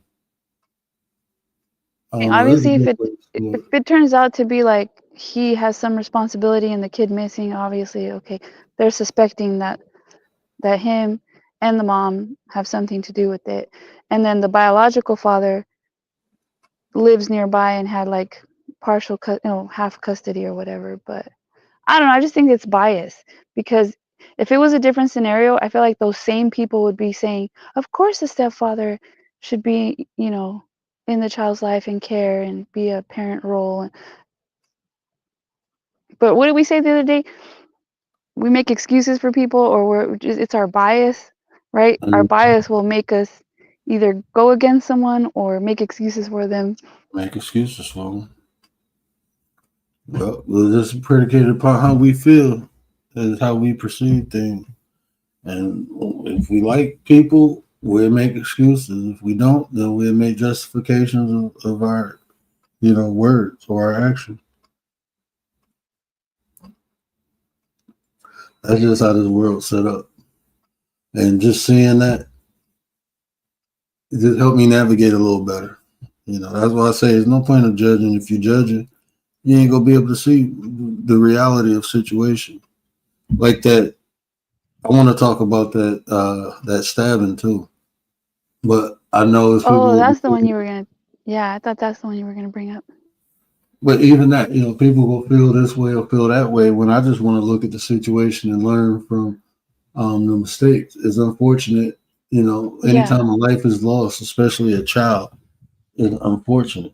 I don't There's think witnesses, there's Mhm. video, but everyone's already jumping into conclusions. And I just just even the main thing that I wanted to extract from that is what I can teach my son. Right. And what I teach my son is don't go putting your hands on people. Don't do it because you don't know how a person will react or respond. If you I say it all the time, just because you slap me, don't think I'm gonna slap you back. I'm probably gonna cut you. 9 times out of 10, if you slap me, I'm probably gonna cut your ass. And you can't be mad because it's cause and effect. Because you slapped me, you got cut. That's just how it is. But you think it's justified? Justified for what? Like a slap? It doesn't, for me, it doesn't matter if it's justified or not. The reality is, if I didn't get slapped, that person wouldn't have got cut. That's just reality. Then we can sit here and try to weigh things out. I mean, if I say it's not justified for somebody to slap somebody, for someone to cut somebody because they got slapped, do you know what I'm also doing? I'm also justifying a person slapping someone. So that's why I say cause and effect. What caused the slap? What caused the cut? The slap. So what can we learn? Well, if this person didn't slap this person, they wouldn't have got cut. So let's not put our hands on people unless we defending ourselves. That's what I'm teaching my kids. Don't put your hands. But I don't care how then, you get at somebody, how mad you get at somebody. Don't put your hands on them unless you have to defend yourself. And right, but even defending yourself can get you in jail. I know, but it's more likely you will get off on a defending yourself than you would be hitting someone because you're upset or mad. I'm not justifying that boy stabbing that boy in the heart. I'm definitely not justifying. But what I'm telling you, that shit would have never happened if he ain't put his hands on him. That's what I am saying. That wouldn't never happen. Yeah. Yeah, I know what you're saying. Like it was, the trigger or an effect or, Cause and effect. And it's so much to that story, that people,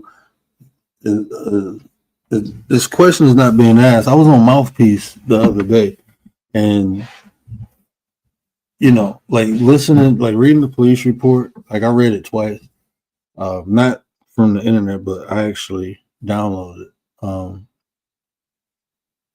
But I'm reading that, and a lot of what that boy, like the witnesses said, like the second cop got I think she had 2 witness statements. And I'm like, a lot of what that boy's saying, I can tell that they're leaving parts of the story out because of response. Like, I'm not going to tell somebody to punch me and see what happened unless they threaten to punch me. Like, no, normally you don't look at somebody and say, punch me and see what happened. No, usually that comes as a response of someone saying, I'm going to punch you. And then, like the first one, you might can get away with it when he said, "Put your hands on me and see what happened." But it was already established that they knocked the boy phone out of his hand and pushed him. So even then, that was more of a response. They was trying to say the boy was antagonizing the other boy, and from the way y'all told the story, it does sound like he was antagonizing him. You telling somebody to touch me and see what happened, but that. Listening to the sentence structure, that's not. I watch what come out. I guarantee. When that boy said, "I'll punch you," and he was like, "Well, punch me and see what happened." I bet you that's how the dialogue went. I'm not making any judgment until And that's why everything comes out. Until everything comes out, but I would. I mean, the only thing that I'm telling people is like looking at that, you can learn, and that way you can teach your kids something from this incident versus saying if this person was right or if that person was right.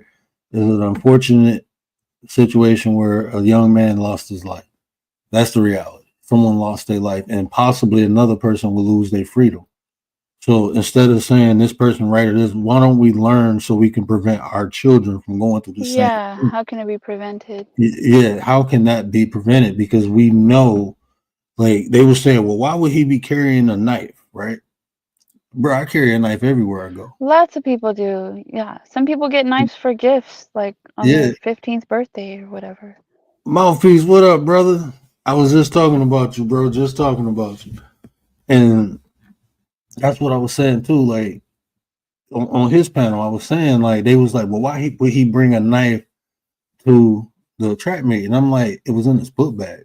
If that boy had intent to do something with that knife, if that was his original intent to do something, it would have been in his pocket. It wouldn't have been in the fucking book bag. Well, and lots of people carry in their pocket because I mean, we live in a world where you don't know. You might have to defend yourself. Salute, y'all. What's up, Big Malcolm? blessings, What up, though, bro? Yeah, salute, bro. Thank you, bro. I appreciate that, bro, because I was just on Big Skull panel tonight too, man, talking about the same thing. You had a dude from Chicago pull up. Oh no, he deserves to go to jail. He committed murder, and he's a murderer, and he has always got a pocket knife on him. And who carries the pocket knife? It was premeditated because he had the pocket knife on him. Like, bro, come on, no, it was not fucking premeditated, bro. That don't mean he intently brought the knife to. Yeah, I'm gonna cut somebody today. Yeah, no, he was standing over there by himself, chilling, and they approached him. Plain and simple. Y'all keep trying to override that fact, bro. I don't like that, bro. That shit pisses me off, bro. It's so much to that story. Like I was listening to the brother story again, and I'm like, that don't look good, man. You done switched up. Because first you said the dude caused the ruckus, and then y'all noticed it. Then you said he was directly talking to you in the other story. He was directly talking to you. Talking to you, yeah. You know? And it's like, come on now, man. You inconsistent. I just want the truth to come out so we can extract the lesson and teach the youth because it's coming. It's coming, bro. It's coming, bro. It's coming quicker than y'all know. There's plenty of people that were videoing. Yep, plenty of people. And it's been cited. Yeah, the tape has leaked. One of the tapes have already leaked. It's footage that's out right now that people have been seeing on TikTok. But I haven't seen it yet. But from what I'm hearing, from what my people say they seeing, they said that dude was approached. And they smacked the phone out of his hand. They smacked the phone out of Carmelo's hand. And they was throwing blows. So he had to defend and even himself. then, like with video, if you think about it, usually someone doesn't start videoing until something gets started. So there might be that first initial, like it might be missing from videos. Unless there's like surveillance cameras. It's going to be a before and after watch. It's going to be a before and after effect. We're going to see them chilling and the people waiting to do their thing. Because, like same thing with the pocket knives. a lot of kids nowadays have pocket knives, brass knuckles, all type of stuff. Even when I was coming up and I went to high school, you know what I'm saying? I carried a brass knuckle or two, you know what I'm saying? And a couple of knives, you know what I'm saying? Because where I went to school, I'm a girl bro, they and wasn't I telling you who's carried gonna that. make it home. Bro, I had that thing. Okay, hey, there we go. Some of my homies had I that ain't gonna thing hold too. you up, bro. Some of my boys, I had hey, that thing, bro. let's go. I was trying to make it to the crib, bro. I was trying to get educated and make it back to the crib, bro. That's all I was trying to do. So, I mean, when people say that, it just shows it. And like I said, like when you see like white people carrying a gun and shit, you can have a white person walk down the street with a rifle. Wouldn't nobody feel threatened, bro? If I'm gonna be honest with you, bro. If I see my neighbor walking outside with his sidearm or a rifle on his back, I'd be like, oh, he about to go to the gun range. I'd be making some excuse in my head why he got that shit. Let me see a black person. I'm gonna be like, hold the fuck up. What y'all doing, bro? Let me go get my shit too. That's how I'm gonna think, but that's conditioned, bro. That's how the society is conditioned. If a black person has a weapon, it's a weapon. If a white person have it, it's a tool.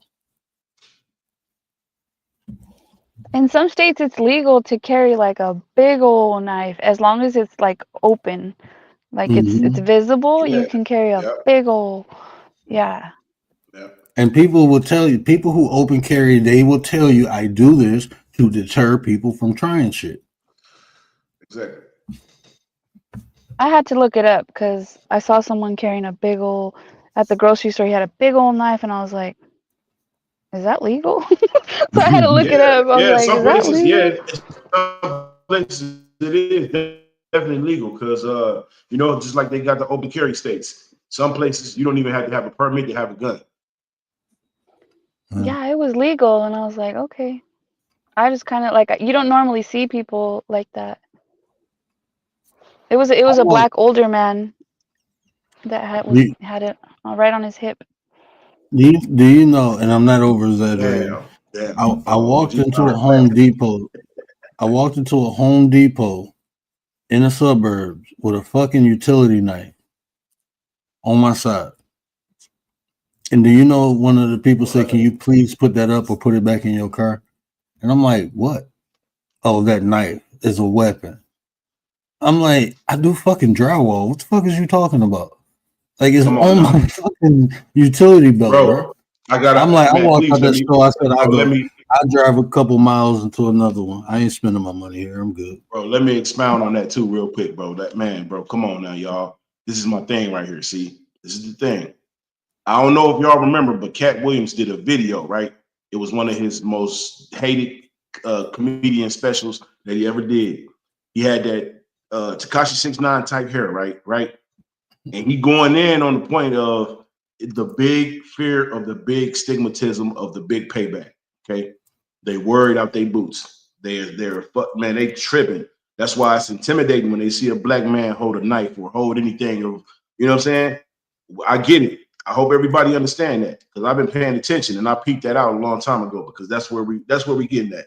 It's a big ass fear and the stigma that make them feel like we're going to be out for blood and revenge because they know the bogusness that our people have faced throughout all our giving and helping and showing how to survive and, you know what I'm saying, building the country where our bare blood, sweat, and tears is being turned into a weapon. It's being weaponized because they know it's long overdue for us to get what we once had anyway. You see what I'm saying? And wasn't you just asking about that in South Africa, the apartheid, what's happening in South Africa, Commander? When they flipped the script? Yeah.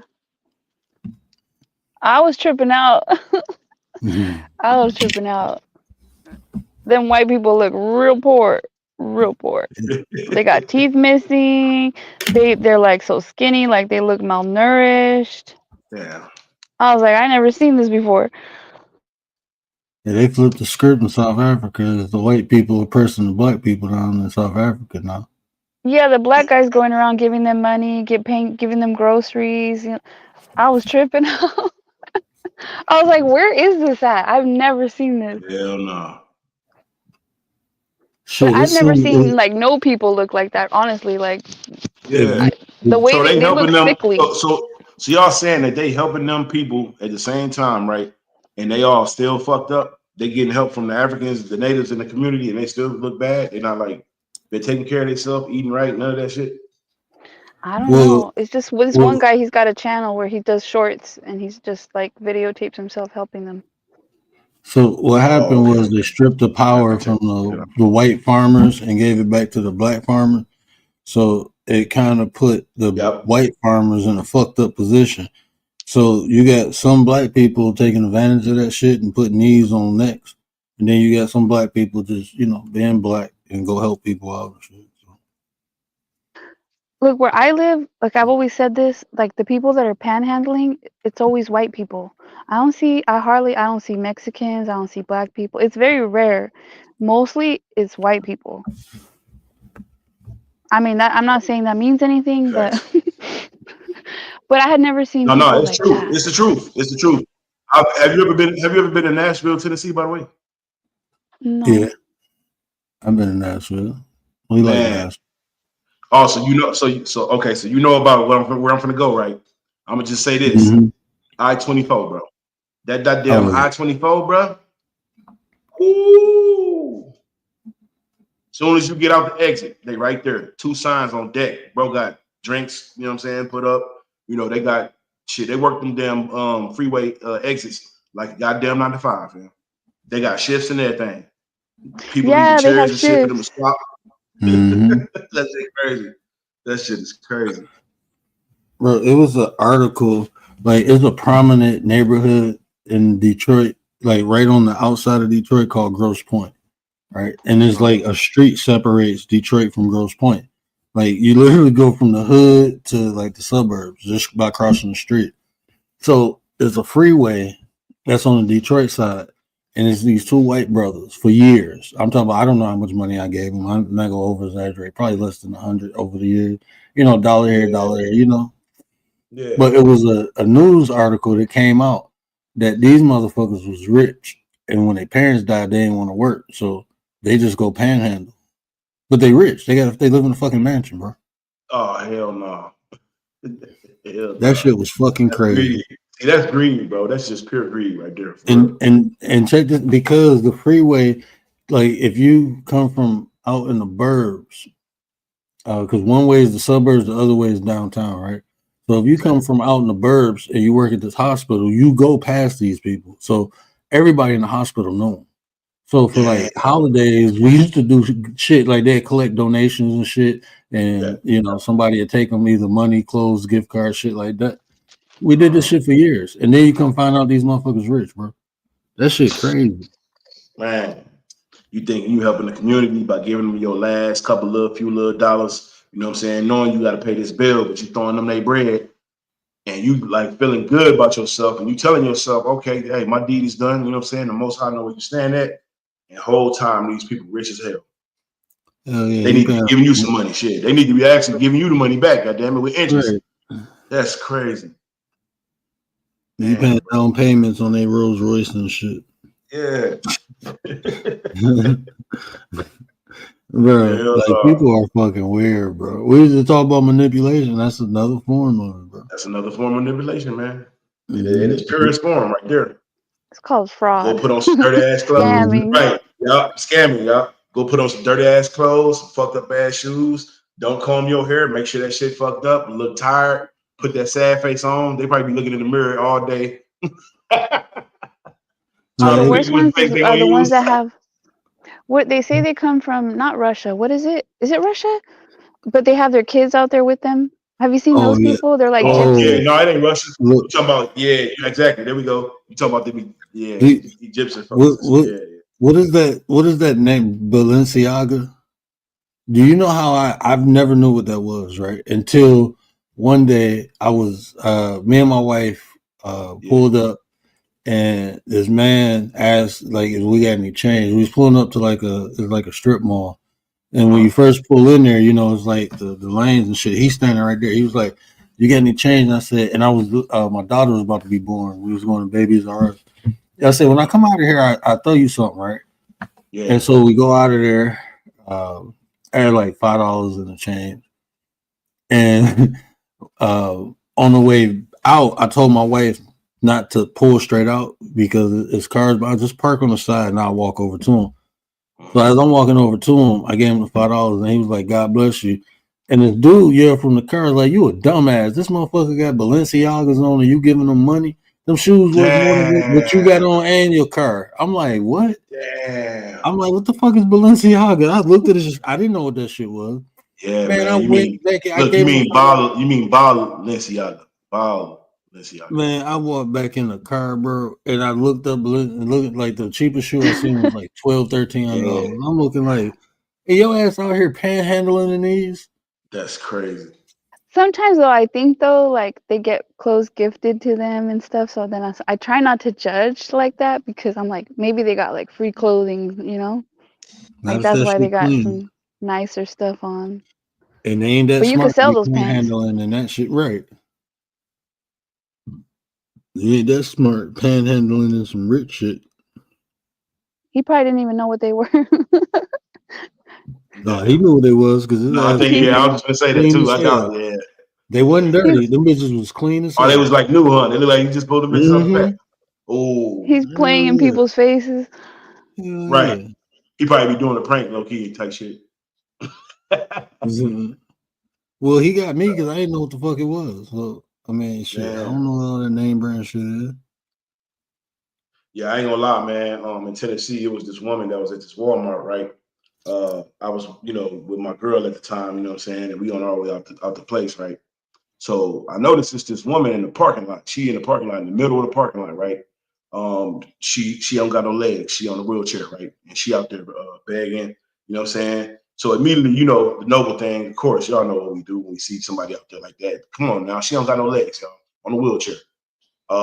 I immediately approach her. I say, okay, I'm gonna go in here. I gotta grab what I gotta grab, but stay right here because I'm gonna walk right back to you and bring you a couple dollars. She said, okay, cool. You know what I'm saying? My girl, she looked at it. She's like, oh man, that's what's up. That's what's up. So we walk back in, right? And go get our stuff, come back out. I make it back out there. On the way toward her, I noticed just a piece of paper down on the ground, right? It's like a check stub. You know what I'm saying? Right? Y'all already know. Y'all already know. You already know. The check stub, it's fresh. And I ain't gonna lie. You can tell I looked at the date. The date was like what? Probably like a week ago. You get what I'm saying? So then I go up on her, right? And I go to hand her the money. I'm trying to look at it, but then I looked away. I stared at it though. Don't get me wrong. I'm walking past. I look at it as I approach it, and then I keep looking at it, and I look at the dates and shit. And then I immediately go to old girl after I look at that. But I don't pay it no mind. I'm like, damn, that's a kind of coincidence, right? I ain't asked her name or nothing, but I just looked and saw all that shit, right? So I get up close to her and I give her the money. I go to hand her the money, right? And I look, and she had like a rag over her arm. She was covering it up at first, but then it came down, and I started seeing tracks and shit on her arm, fam. So immediately, you already know what. Yeah, exactly. I already felt like a dumbass because I already handed her the money already, right? I said, fuck it, I'm just gonna give her the money. Then old girl was like, yo, that was very nice of you to do that. You helped that young lady, man. And she ain't even see the receipt or the check stub on the ground. And she ain't noticed the tracks on her arm either because she ain't really ever seen no fiend or no junkie before. And sure enough, family, this woman is a damn junkie. Out there spun her money up on getting high, you know what I'm saying? Out there digging and ravaging through her car, fucked around and dropped some check stubs and shit. Like dropped the check stub type shit. I said, oh hell no. I just, walked it off, count my loss, you know what I'm saying? At the time, I was working a decent job. So the money that I gave her, it didn't hurt like it did. But then my conscience started fucking with me after a while. So I was like, damn. When I saw them tracks too damn late, fam. That fucked me up. Wait, did she have legs or no? Like she was in a No, wheelchair? she didn't have no, she was in a wheelchair. She was begging and she was crying and shit. You know what I'm saying? You could tell, she was distraught because she was out there begging and she was riding through the parking lot of a Walmart.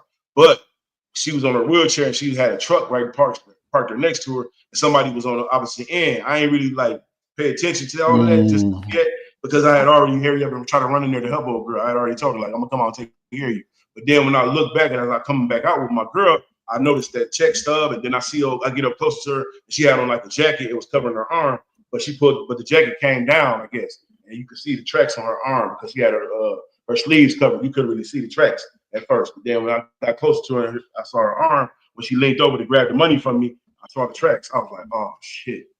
Yeah. So I saw a documentary on Kensington. They're all they inject that stuff called K, and a lot of them will lose their legs. They're in wheelchairs because it gets so bad that K stuff makes them lose circulation, so they end up losing like arms, legs. Like, yeah, it's really bad. I don't know if that's what happened to her, but You know, when they administer that as an anesthetic, they have to have you on oxygen to keep the blood flow. but they're so hooked on it. They're so hooked on it. They can't get I off don't of even it. see why that shit is like a paralyzing. It's not even like it don't even really make it hurt. It's They like really a don't, paralyzing. man. Like, you like to feel that stuck feeling, I guess. That's people fall in love Yeah, with that that stuck shit feeling, I guess. crazy. That shit crazy. And what's so that's like what? It seems like it's like a lot of dopamine though, right? Well, if you like the case you talking about is, I mean, we They're like zombies. we used to use it in the hospital. Well, I used to work as an anesthesia assistant, so like a lot of drugs, especially pharmaceutical drugs, I know a lot about because that's what we administer. But that K is a tranquilizer, but they Yeah, it's use it. horse tranquilizer. Yeah, and they a lot of times they use that in surgeries where they want the patient woke but not being able to move. So like a lot of neurosurgeries, they use it, or they give people a little bit just to relax them. They give them a little bit, like a half a cc, 0.5, and it'll just get you like relaxed, and then it's diluted through an IV. So it's not like how they use it on the street. It's going right into the vein. When you use it on the street, that shit do something else. It's like shit. So It's another world. okay, it's those people mouthpiece, the videos where you see the people like they're like standing up but like all the way bent over. Yeah. Yeah, I know. Yeah, they be you like, know what I'm yeah, they saying? be like stuck, like they stiff, like they look like they like Yeah. getting pixelated, but they actually really there standing in that position, stuck like that, nodding off, standing up, nodding off, like zombies. I know exactly what you're talking about, man. I've been seeing too many of them damn videos. That shit hurt. You be starting feeling sad. You can't stare at them too long because you start feeling bad for them folks, man. Like, damn. But then you snap out of it and you think, and you like they willingly choose to keep doing that shit because they like the high. Like that's crazy. Word, do you think? Like, my Oh, bad, sorry. go Go ahead. ahead. Do you think Oh, no, does you can- Narcan fix that or no? K, Like- it can. Like when they Narcan do is the really nose? for opioids. Yeah, that's for like the they pills and have, shit. Right? They have, what is it called? It starts with an F. They have is another reversal for paralyzing agents, but it's not Narcan. It's not Narcan. It can have an effect on it. What Narcan do is flush your system, so it can. But if that stuff, when I say it paralyzes you, like the potency is different too because it comes in a liquid form. So like what a lot of people do is they're dried up that make the consistency of the drug more potent. So when you do that, that shit can stop your heart. It is a paralyzing agent. If you do too much of it, it start paralyzing organs. It's like when you use them paralyzed, it first get into the muscle. Yeah. It first get into the muscle, meaning the skeleton structure, and then the next place to do is it goes into the organs because the organs is a muscle too. Exactly. But the way the blood flows through your body, it goes through muscle tissues and then it flows to the organs. So if it's still potent enough, that's why they use the IV drip. But if it's potent enough, it'll bypass. It won't bypass, but it's so potent that it'll hit the muscles and the organs simultaneously. That's why it's so dangerous to use it as a street drug. All them drugs, like even that fentanyl. Hell yeah. Like people usually when they give that, people usually either hooked on oxygen or intubated, meaning they got a breathing apparatus breathing for them. Yeah. When they do it in the hospital, bro. And like I said, it's a liquid form. Anytime you turn a liquid into a solid, it becomes more potent. So it being a liquid form is also being diluted by being pushed through an IV. But when you dry that shit up and you know, whatever way they do it, especially like what people don't understand, like the most potent way to get medication in your system is to inhale it as an inhalant. Because when you do that, it goes straight to the brain. When you put it in the IV, it goes through the blood. It goes through the circulator path. So now check this out. I'm just giving y'all some science real quick, right? All right, that brother cooking. Okay, let's go. So when it goes to the IV, it's going through your circulatory system. I mean, going through your blood. So your blood carries it to different organs. But as an inhalant, what it happens, it goes straight to the brain, right? When you take it as an IV, it takes a while to get there, but when you inhale it, it goes right there. Another way to get it into your system that you see people do is putting it in their bum hole. Oh my gosh, yes. That's the most, that's the most absorbed. They call them suppositories, like in the hospital, they give you a suppository. Right. That's the quickest way besides the inhalant, which is 1, and then the IV would be 2, and then the bum hole would be 3. But why? Is it the intestinal? Or? Because that's where Power God, salute family. Bronze, what up though, fam? Appreciate you, brother. So what's up, Bronze? that's where all your nutrients and vitamins and stuff actually get broke down at. Is in your That's right. bum hole. Yeah. That's where all the vitamins and nutrients get absorbed. Hey, you killing me with the bum hole, bro. Yeah, I mean, I don't want to say nothing too crazy. You know, I need TB for my bum hole. Yeah, that's where I got it from, bro. Yeah, I'm a product. Yeah, that was the shit. Hey, that's product of the 90s. Listen, that is not living. Those people do not want to live because that's not even fun. That's not even like recreational. Come on now. But the reason that the inhalant aspect is more potent is because that's exactly where the extra chemicals that actually are catalysts to the drugs derive, the serotonin and dopamine. That's where it releases from. That's it has to get. They call them catalysts. So how your body knows to release different things is because of catalysts. Like, a catalyst is like a neural, I don't want to say a neurotransmitter, but I'm just trying to simplify it. A catalyst is something that tells your body to do certain things. So as an inhalant, is like when you inhale stuff, like when they do cocaine, they get that instant high, is because it's releasing also dopamine, not just what you took, but now your body is releasing chemicals to mix with this drug. That's why people get those highs like that. It's your body naturally produces components that can get you high. That's why people get high running. Like people can run and get a euphoria. People can meditate and get a euphoria because your body releases serotonin and dopamine. Those two components are catalysts to whatever drug you take. The reason the drug affects you the way it does is because of the dopamine and serotonin you release.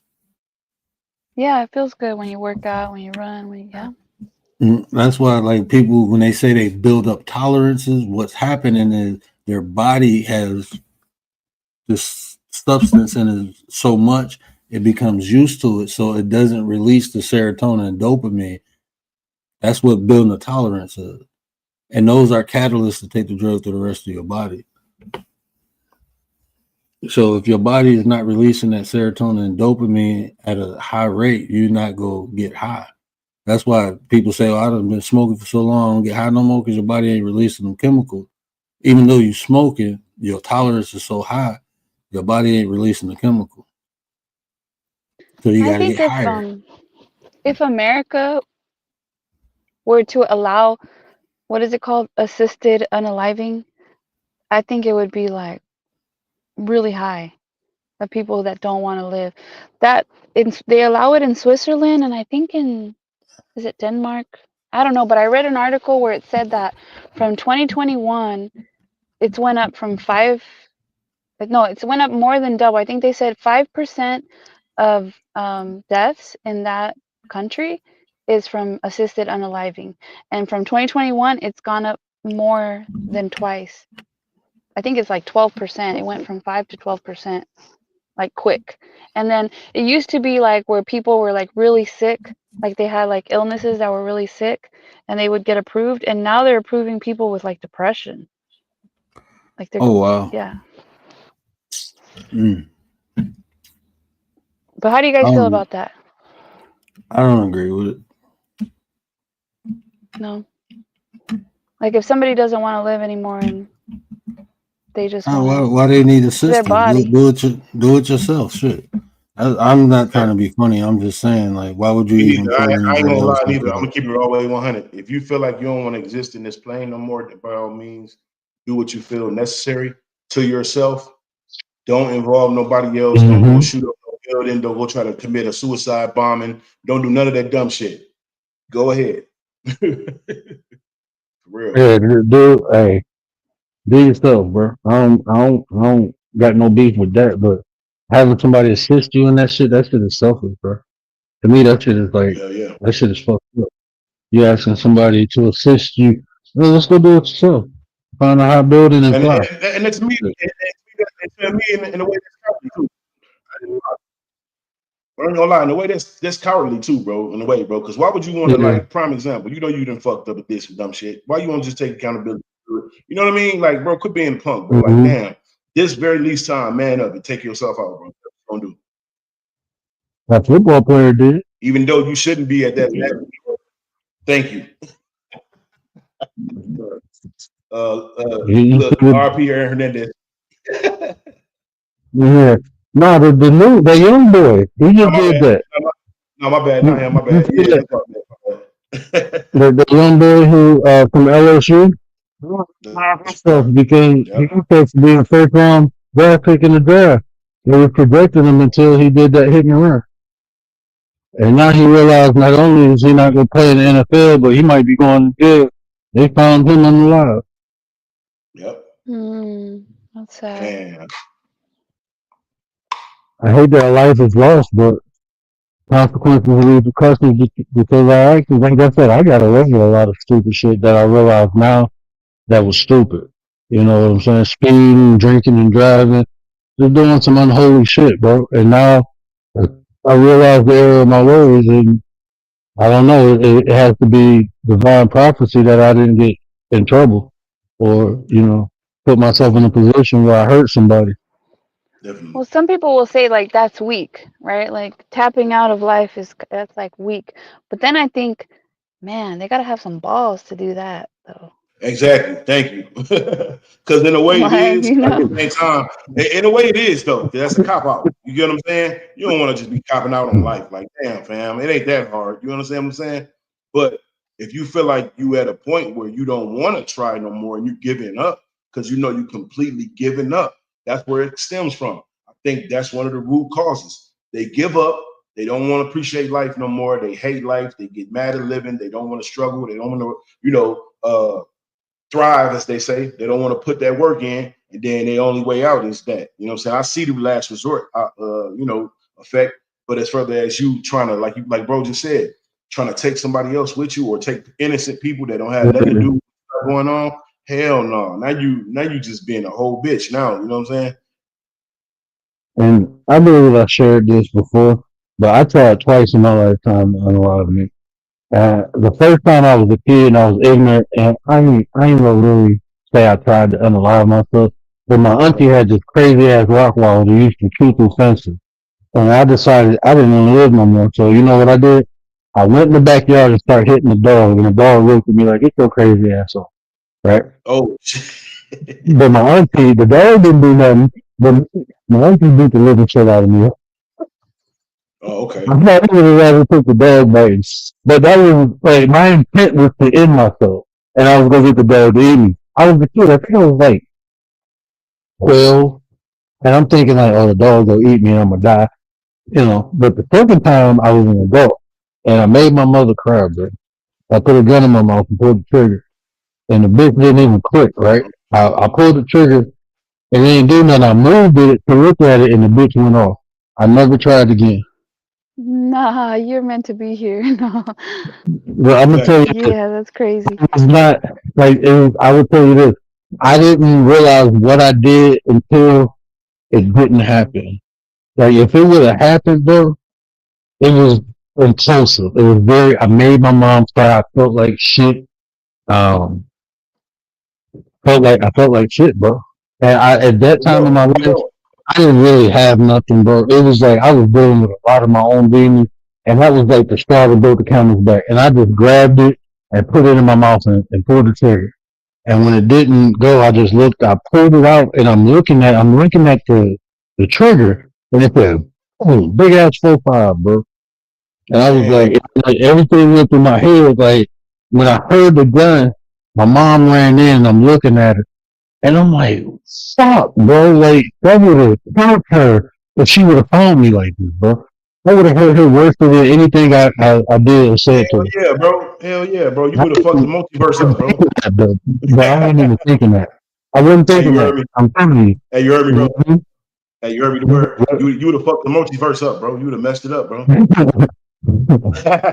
Man, that's it, bro. I've never even thought about that no more. I was like, fuck it, bro. I'm here. I got an opportunity. And then after that happened, I actually fucking died and they brought me back. Damn, that's crazy. I fucking died and they brought me back, bro. After that shit happened. I have never been so, and now I be fighting for life, bro. I be fighting to stay alive now. Bro, I got kids and shit now. Hell yeah, bro. Yeah, I ain't gonna lie. Man, to add on to what you just said, I had a near-death experience myself. When I was younger, coming up, you know, I was about 9 years old and shit, and there was this little girl I liked it. You already know, puppy love, little kids playing. Let's just get straight to the point. So, I don't know why the fuck, man. This shit was crazy, bro. I thought something was wrong with me, bro. Check this out, y'all. I'm playing with this girl, right? And she's pushing me off the small little stone stairway, right? And I'm steady showing her, no, I can't fall. You're not gonna make me fall. I'm paying attention. I'm always landing on my feet. La la la la la la. Guess what happened, y'all? The damn girl caught me off guard and pushed me, and I fell on the back of my head and I had a seizure, right? Boom. I wake up in the hospital. You know what I'm saying? My mom, them, everybody happy. You know what I'm saying? You know what I'm saying? I was almost out of there. Boom. I get back to the house, go back home. She's sitting on the stairway, crying her eyes out, telling me she's so sorry. She didn't mean for that to happen. You know what I'm saying? Immediately, I wasn't mad at her because y'all know who already was at fault. Majority, myself, because I was supposed to tell her, chill out, because this is a goddamn stone stairway right here. You know what I'm saying? This is concrete, and you know that I'm gonna land right there, man. This is ridiculous, man. Well, you were a kid though. You didn't know anything. Yeah, I was a kid. I ain't know no better. Yeah, but still though, like that's just like that was idiotic as hell. Though. I don't know why the fuck. Man, that was crazy, bro. I ain't had nothing else better to do. I think I was enjoying life too much at that time. But it's like so weird.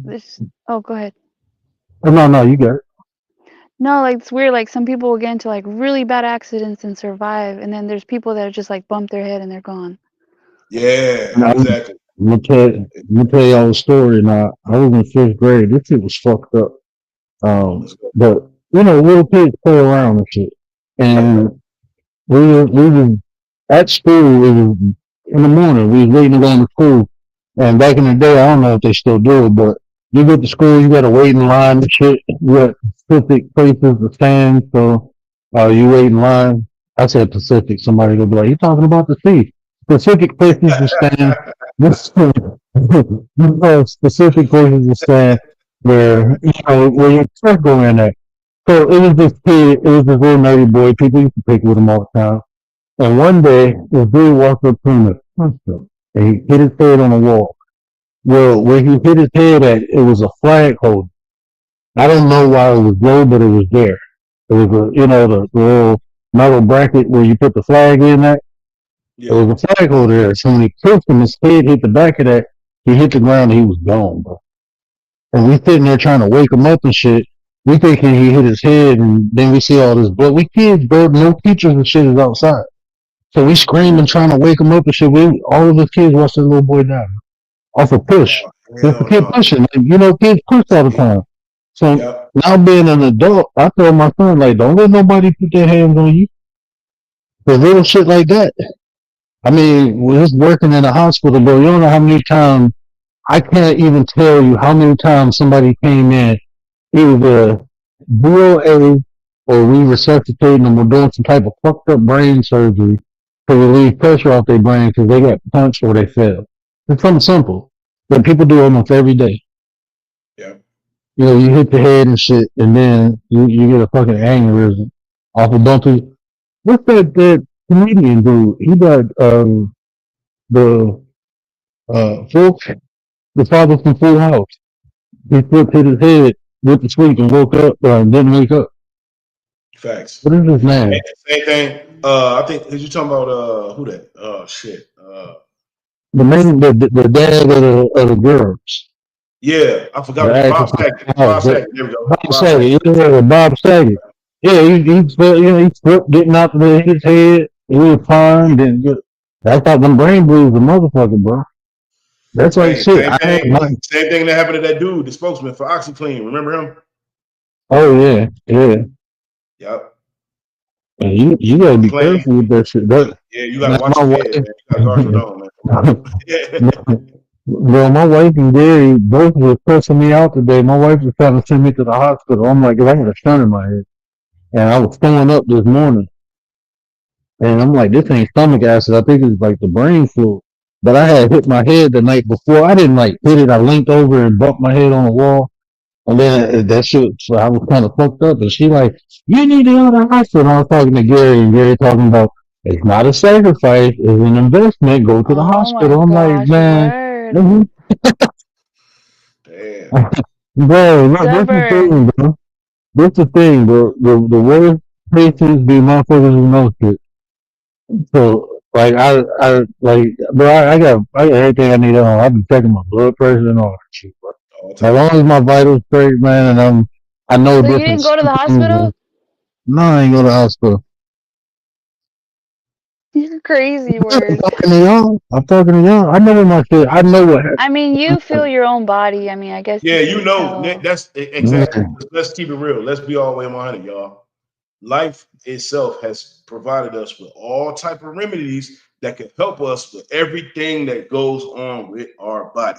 That's what it's all about, generally. And really, truth be told, you are supposed to be paying attention to your body like that. And first, right, the doctor is supposed to be the person to help you keep your body in line, not take care of all of the. You know what I mean? So that's your whole due diligence that you must do in life. You gotta be. You know what I'm saying? So why not learn up holistic medicine? Why not learn up herbal medicine? Why not learn up? You know what I'm saying? Other alternatives to keep you from happening. You know what I'm saying? Because bro, even if you go up there just to get a goddamn a checkup or a goddamn blood pressure checkup, that shit costs like $600. Mm-hmm. And see, now, come on now. And there's the thing too. Like, I'm not saying I know everything, but I just know shit. Like, especially I've been knowing this shit for 15 years, and so like I know, like it's times where I'm like, oh shit, I'm about to go to the hospital. My wife will look at me. I'm like, come on, it's time to go, and then we go. Come to find out, my tube was tangled. I felt like I knew something was wrong because of the way I was having headaches. So it's certain. I know I gotta go. I had a abscess in my mouth, and I'm like, bro, like I gotta go in the hospital. I walked in, I'm like, I need antibiotics. I told them I need Kelsol. Straight up, yeah. So what I need, they said, well, I said I got this tooth infection, but I guarantee you it's going into my brain. And they was like, what? And I'm like, man, they did a CAT scan. They were like, oh shit, they threw IVs in me so fast.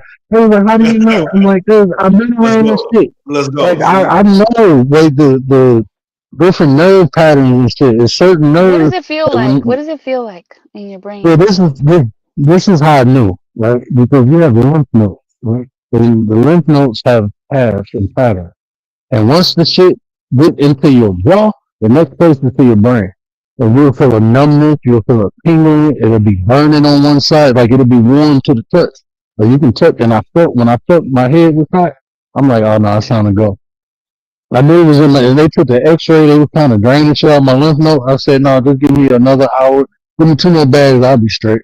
Like that shit strong as hell, that Kelsol, that shit strong as hell. That antibiotic they put in the IV, yeah, that shit good. Man, I'm glad you caught that, bro. No doubt. Well, I knew that once I felt that shit, I couldn't open my mouth. I'm like, oh no, fuck that. I had to get that tooth pulled and everything. Like, take this bitch out my head, bro. I'm straight. I can do without it. I think they got other teeth I can chew. Shit, you got me fucked up.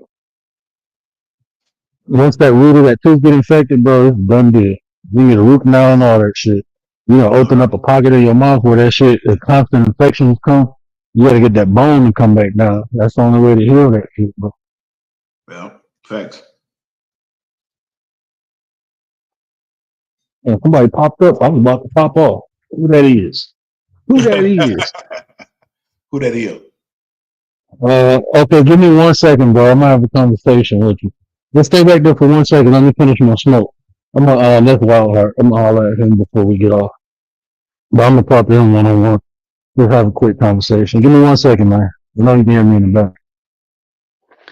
So there's a guy wanted in Florida. I think it was a surveillance camera that caught it, but it was like a road rage. And the guy in the car behind him got off the car, walked up to the drivers. I think he opened the car. Yes, he opened the car. Did you guys see this on the news? He opened the car, and then the driver got out, but he didn't even put the car in park. So the car started moving, and then the guy who was in the passenger side, he's the one that's wanted for unaliving the guy in the back car, because he ended up like putting the car in park, got out of the car and went and punched the dude. The dude hit his head on the curb. He hit his head on the curb and he's unalived. And now the guy is wanted, and they're trying to say like, is it self-defense or not? Because I think the dude was already walking away when the passenger got off the car, because he was pissed. He's like, bro, you walked up, you opened the car. I think the driver was like a family member, like his cousin or something. And the guy has a family and everything. He's on the run. They're looking for him, all because of road rage, because the guy in the back was acting a fool. What's up, Wildheart? Hello. There was a story here in Michigan. My bad. There was a story here in Michigan where this father got pissed off his son or daughter. His kid was at a soccer game, and he got pissed off at the referee and punched the referee in the back of the head, and the referee expired. Did you see that one? But that was like unprovoked, right? Yeah, he was just wrestling the game, and the father got mad at the call and then punched him in the back of the head. That's what argument punched him. When the ref turned around and walked away, he punched him in the back of the head. Yeah, you got to be careful, because then you're going to end up in prison. Like, it might be, I mean, yeah, you can fight stuff in court and maybe, but I mean, why take that chance? Why take the chance? Well, I'm going to holler at this brother real quick, and then I'm going to pop off. I don't know if you want to stay up immediate, Commander. I'll stay if you want me to.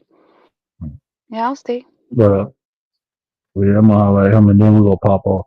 We said too, Monkey. There ain't no, but what up, Wildheart? What's up? How's it going? Good to see you. Good and chilling, bro. What's poppin'? Did you get a haircut, Wildheart? You did something. Yeah. You did, huh? Yeah. Big shift. It's coming back. Looks good. Looks good. I'm in detox as well. Nice. That's what's up. Yeah, I think. That's what's up. That's good to hear. Yeah. Yeah, definitely. Good. Yeah, you look better. Cheers. Thanks a lot.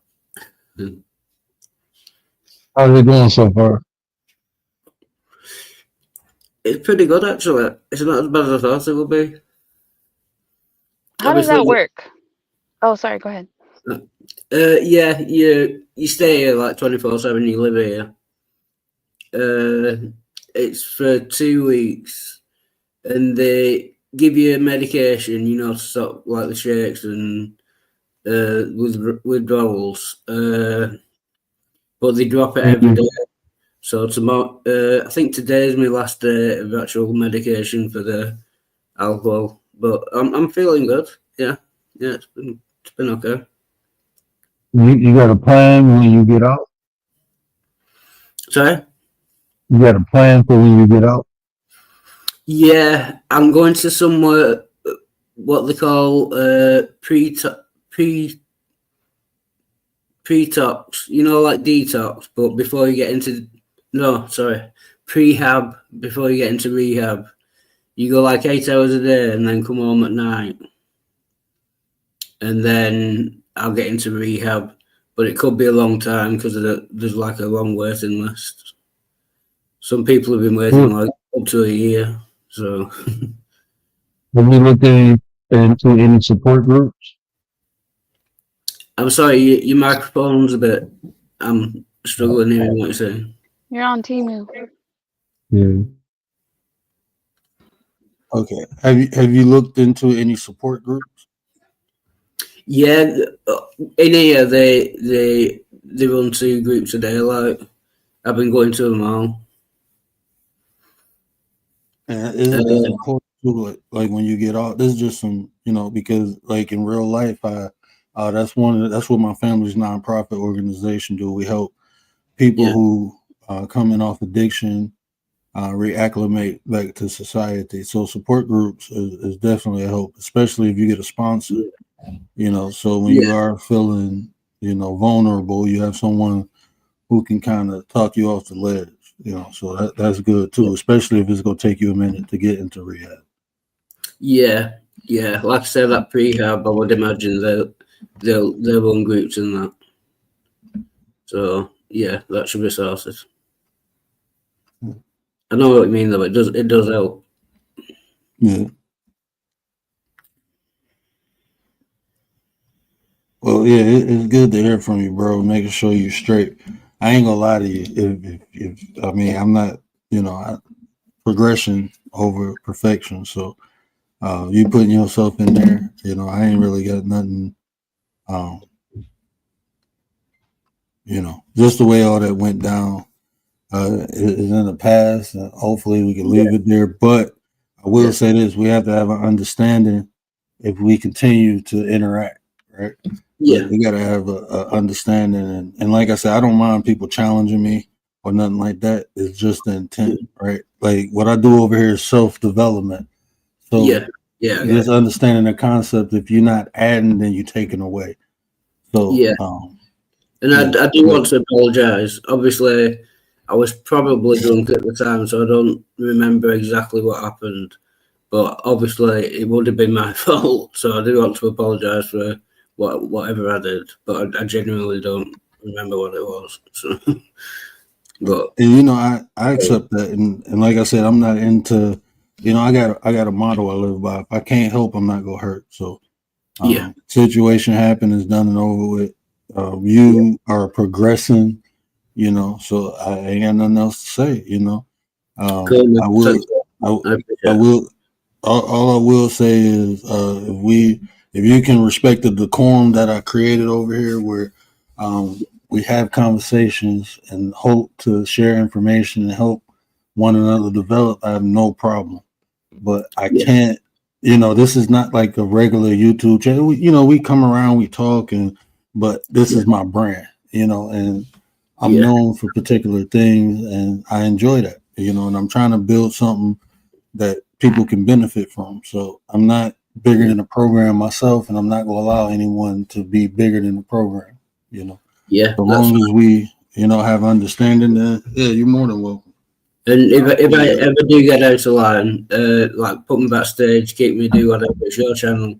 I won't mind. I don't know grudges or anything. So I'll try and I won't. But if it ever happens, I don't mind if you keep me or anything. I don't know grudges, so it's fine. Wildheart, there's several people rooting for you. Thank you. I appreciate that. And I'm rooting for you. Thank you. I just think if you get triggered on these panels and stuff, I would just stay away from things that trigger you, just so you can. Yeah. That's good advice.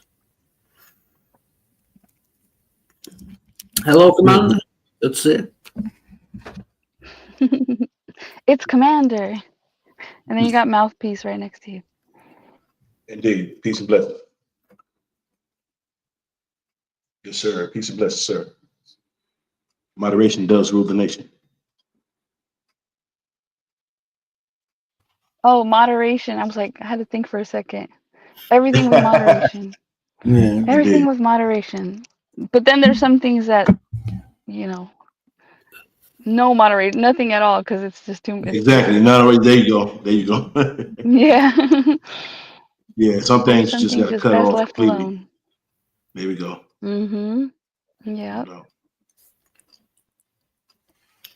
Yeah, but that's what it is. But yeah, I don't want to stay on here too much longer. My wife go wake me up early. She go get me up. But I am planning on doing a series every Sunday, y'all. Then after that, it's probably gonna be like 20, 30 minutes.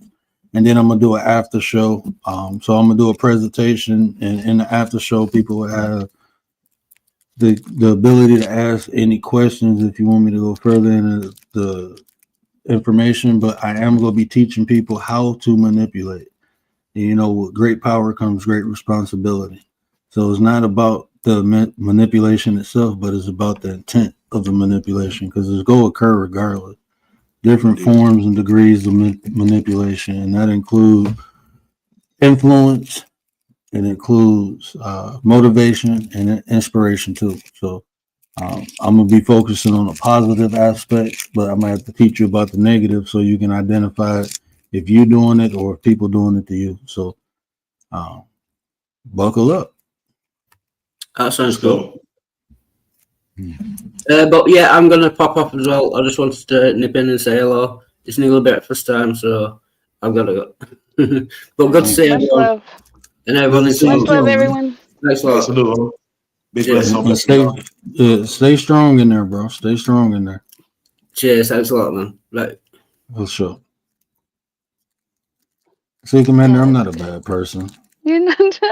I have a heart. You have a heart. Wild heart.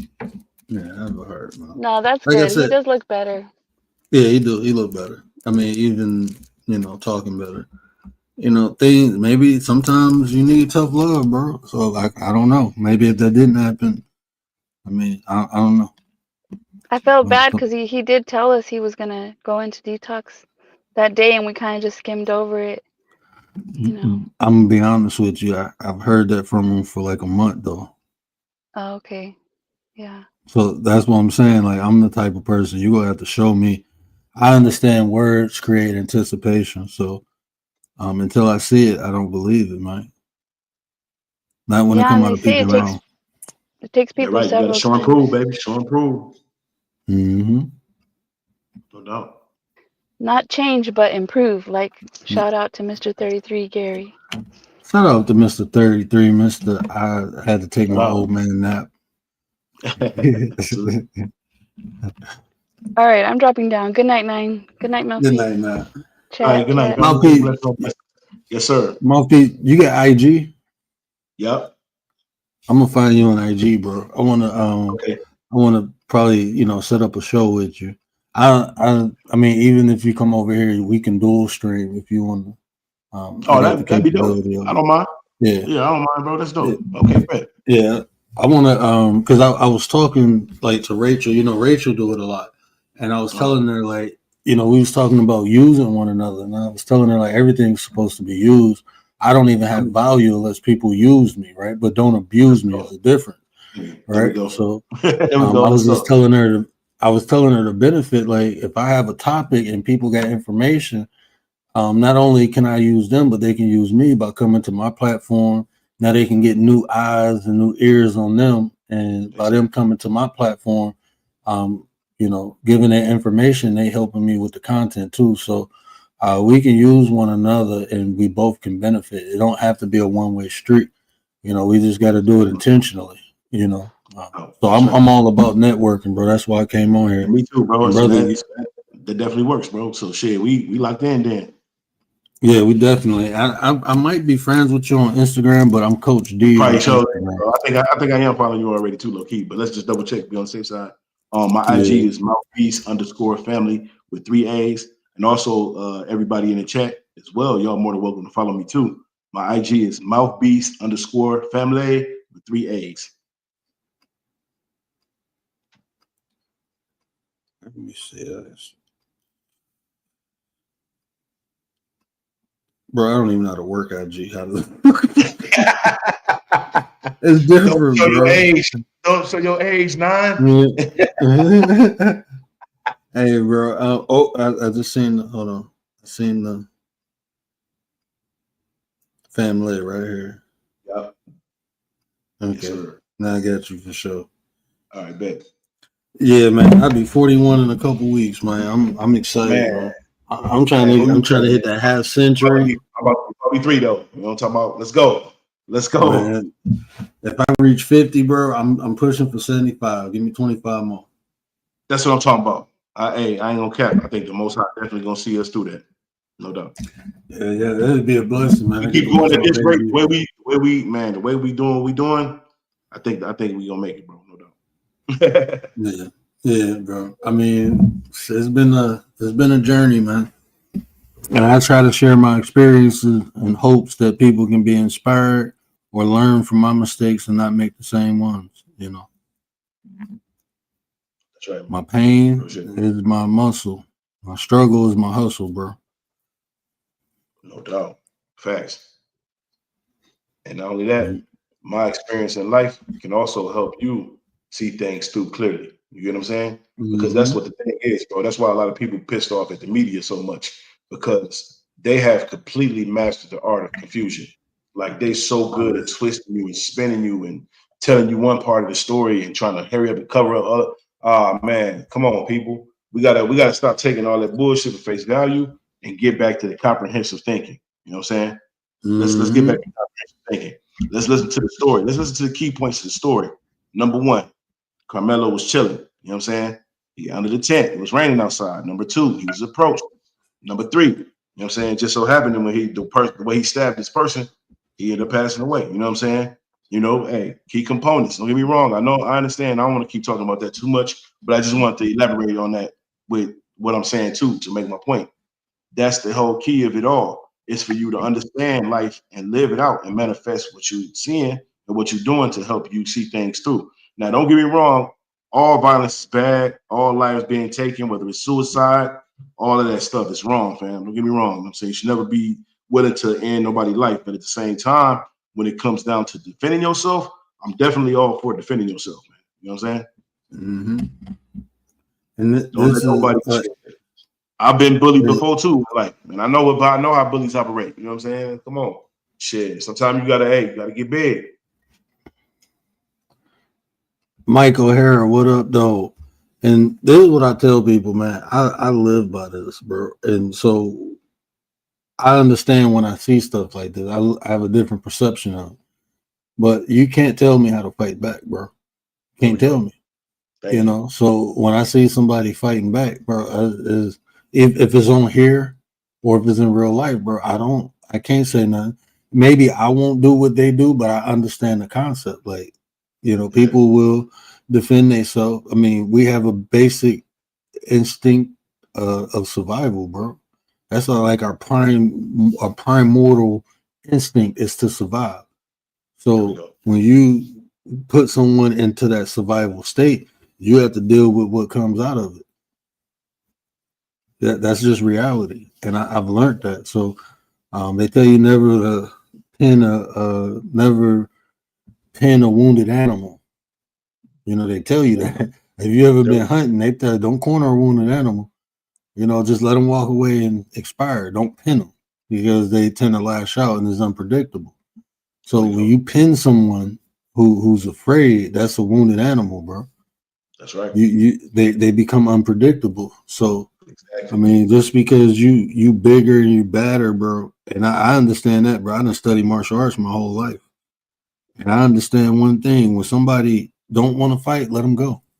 Exactly. There we go, bro. You know That's what I'm saying? Fam. I'm glad you said that, bro, because that is the key component. Also, I have also done karate too when I was younger. Mom signed me up for Taekwondo, and I learned this thing called the defense triangle. You know what I'm saying? Mm-hmm. But not only that, when we first started, my sensei, that's the first thing he told us, fam.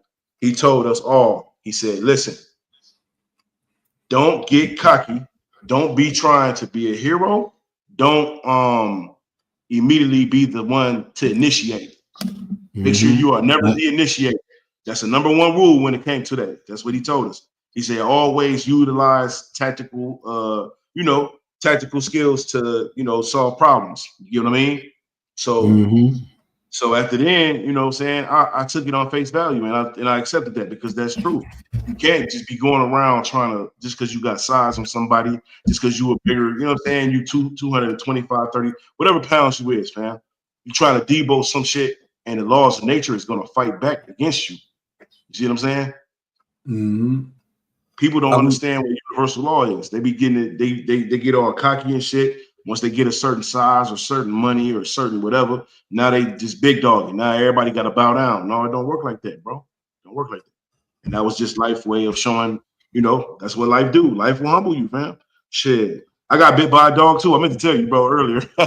We used to talk about them dogs and shit. Bro, I got bit by a dog, bro. The dog bit me, bro. I was fucking with the dog, bro. Every time I walk through this little alleyway, I see that dog, he'll start barking. I be throwing shit at him. You know what I'm saying? One day, his ass, I don't know how the fuck he did it, but he pushed the goddamn gate and that nigga came out and bit the fuck out of me, bro. Fucked up my jeans and everything. Bro, animals got that memory when you fuck with them, bro. Man. They remember your ass, bro. I'm telling you. But going back to the Sin Fu is so crazy because they was teaching us when I was learning. I took Taekwondo for a couple years. I only got to a brown belt. I was one off to a black belt, but what you said is you man, yeah, you the guy. But when you going through those belts, progressing through them belts, they tell you the best defense is no defense, meaning walk away. There we go. It's to walk. If you can walk away from the situation, it's better to do that to engage in any confrontation because nothing is guaranteed. You can know all the skills, you can be the baddest motherfucker ever. That don't mean nothing, bro. And then what was the other? What was rule number 2? What was rule number 2? Word. Never underestimate your opponent. Never underestimate. Never underestimate your opponent. You don't know what that's why. Shit. That I tried Rex Kwan. Dude, it was a scam. It's a whole a lot of those martial arts, man. I practice if I ever get into a fight, you ain't gonna be seeing me do no damn martial art. I'm gonna be honest with you. A lot of those martial arts, Muay Thai, you might see me getting a Thai stance, but a lot of those martial arts, man, that shit don't translate into shit in the street, bro. I know motherfuckers who have black belts. Bro. Hey, it actually do, bro. I'm sorry, bro. I got some homies that do that shit, bro. That shit actually works, bro.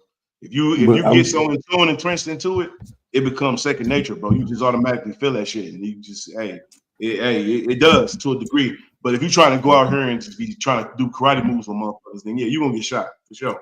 I'm even saying this. A lot of the martial arts, I know a guy who he 3rd degree black belt in Taekwondo. I took him down in less than 5 seconds. Like Wing Chun. I practice Wing Chun. I'm in the final form of Wing Chun. And so trying to perform Wing Chun on somebody who's aggressive coming at me, I get my ass whooped, bro. So I use principles. Like a lot of times with people who know martial art, they're not actually doing a martial art in the street, but they understand the principles. Like center line, if I get your center mass, I'm gonna fuck you up. You have no chance. But I'm not gonna be trying to get into a stance, and I'm not trying to do this block. Nah, but I know the principle. I know how to kick. Most people don't know how to kick. Bro, look, this dude ran up on me and I swept him. Right, I did a sweep. When I did a sweep, he fell. He wasn't ready for that. Ain't nobody in the street used to getting swept. Ain't nobody in the street used to getting their thighs touched with a side kick. Ain't nobody in the street used to catching a spinning back hook kick into the chest on the abdomen. So it's the moves. I'm talking about the art itself. Martial arts work in a dojo because it's rules and regulations to it. In the street, ain't no regulation. Ain't nobody go back up or no, they come in full force. And if they stronger and grab you, all that shit don't matter. But Brazilian Jiu-Jitsu, Aikido, I ain't gonna really say Aikido, but Brazilian Jiu-Jitsu and Judo are great martial arts for like street fighting because most people grab, or you get that close to the point where you can grab somebody. And if you don't know how to handle yourself in grappling and you fucking with somebody to do, you gonna get fucked up real quick. You will get fucked up real quick. I'm not a great grappler. You know, I had to learn by getting fucked up, sparring with grapplers. I had to get choked out a couple times to learn how to defend the shit. And I'm not a little guy. I'm 6 foot, 6 foot and a quarter. At the time, I was probably about 245. I can bench it. Well, I was benching like 300. I was squatting over like 545, deadlifting close to the same thing. So it was like I'm thick, muscular. I'm strong, like big, like bull.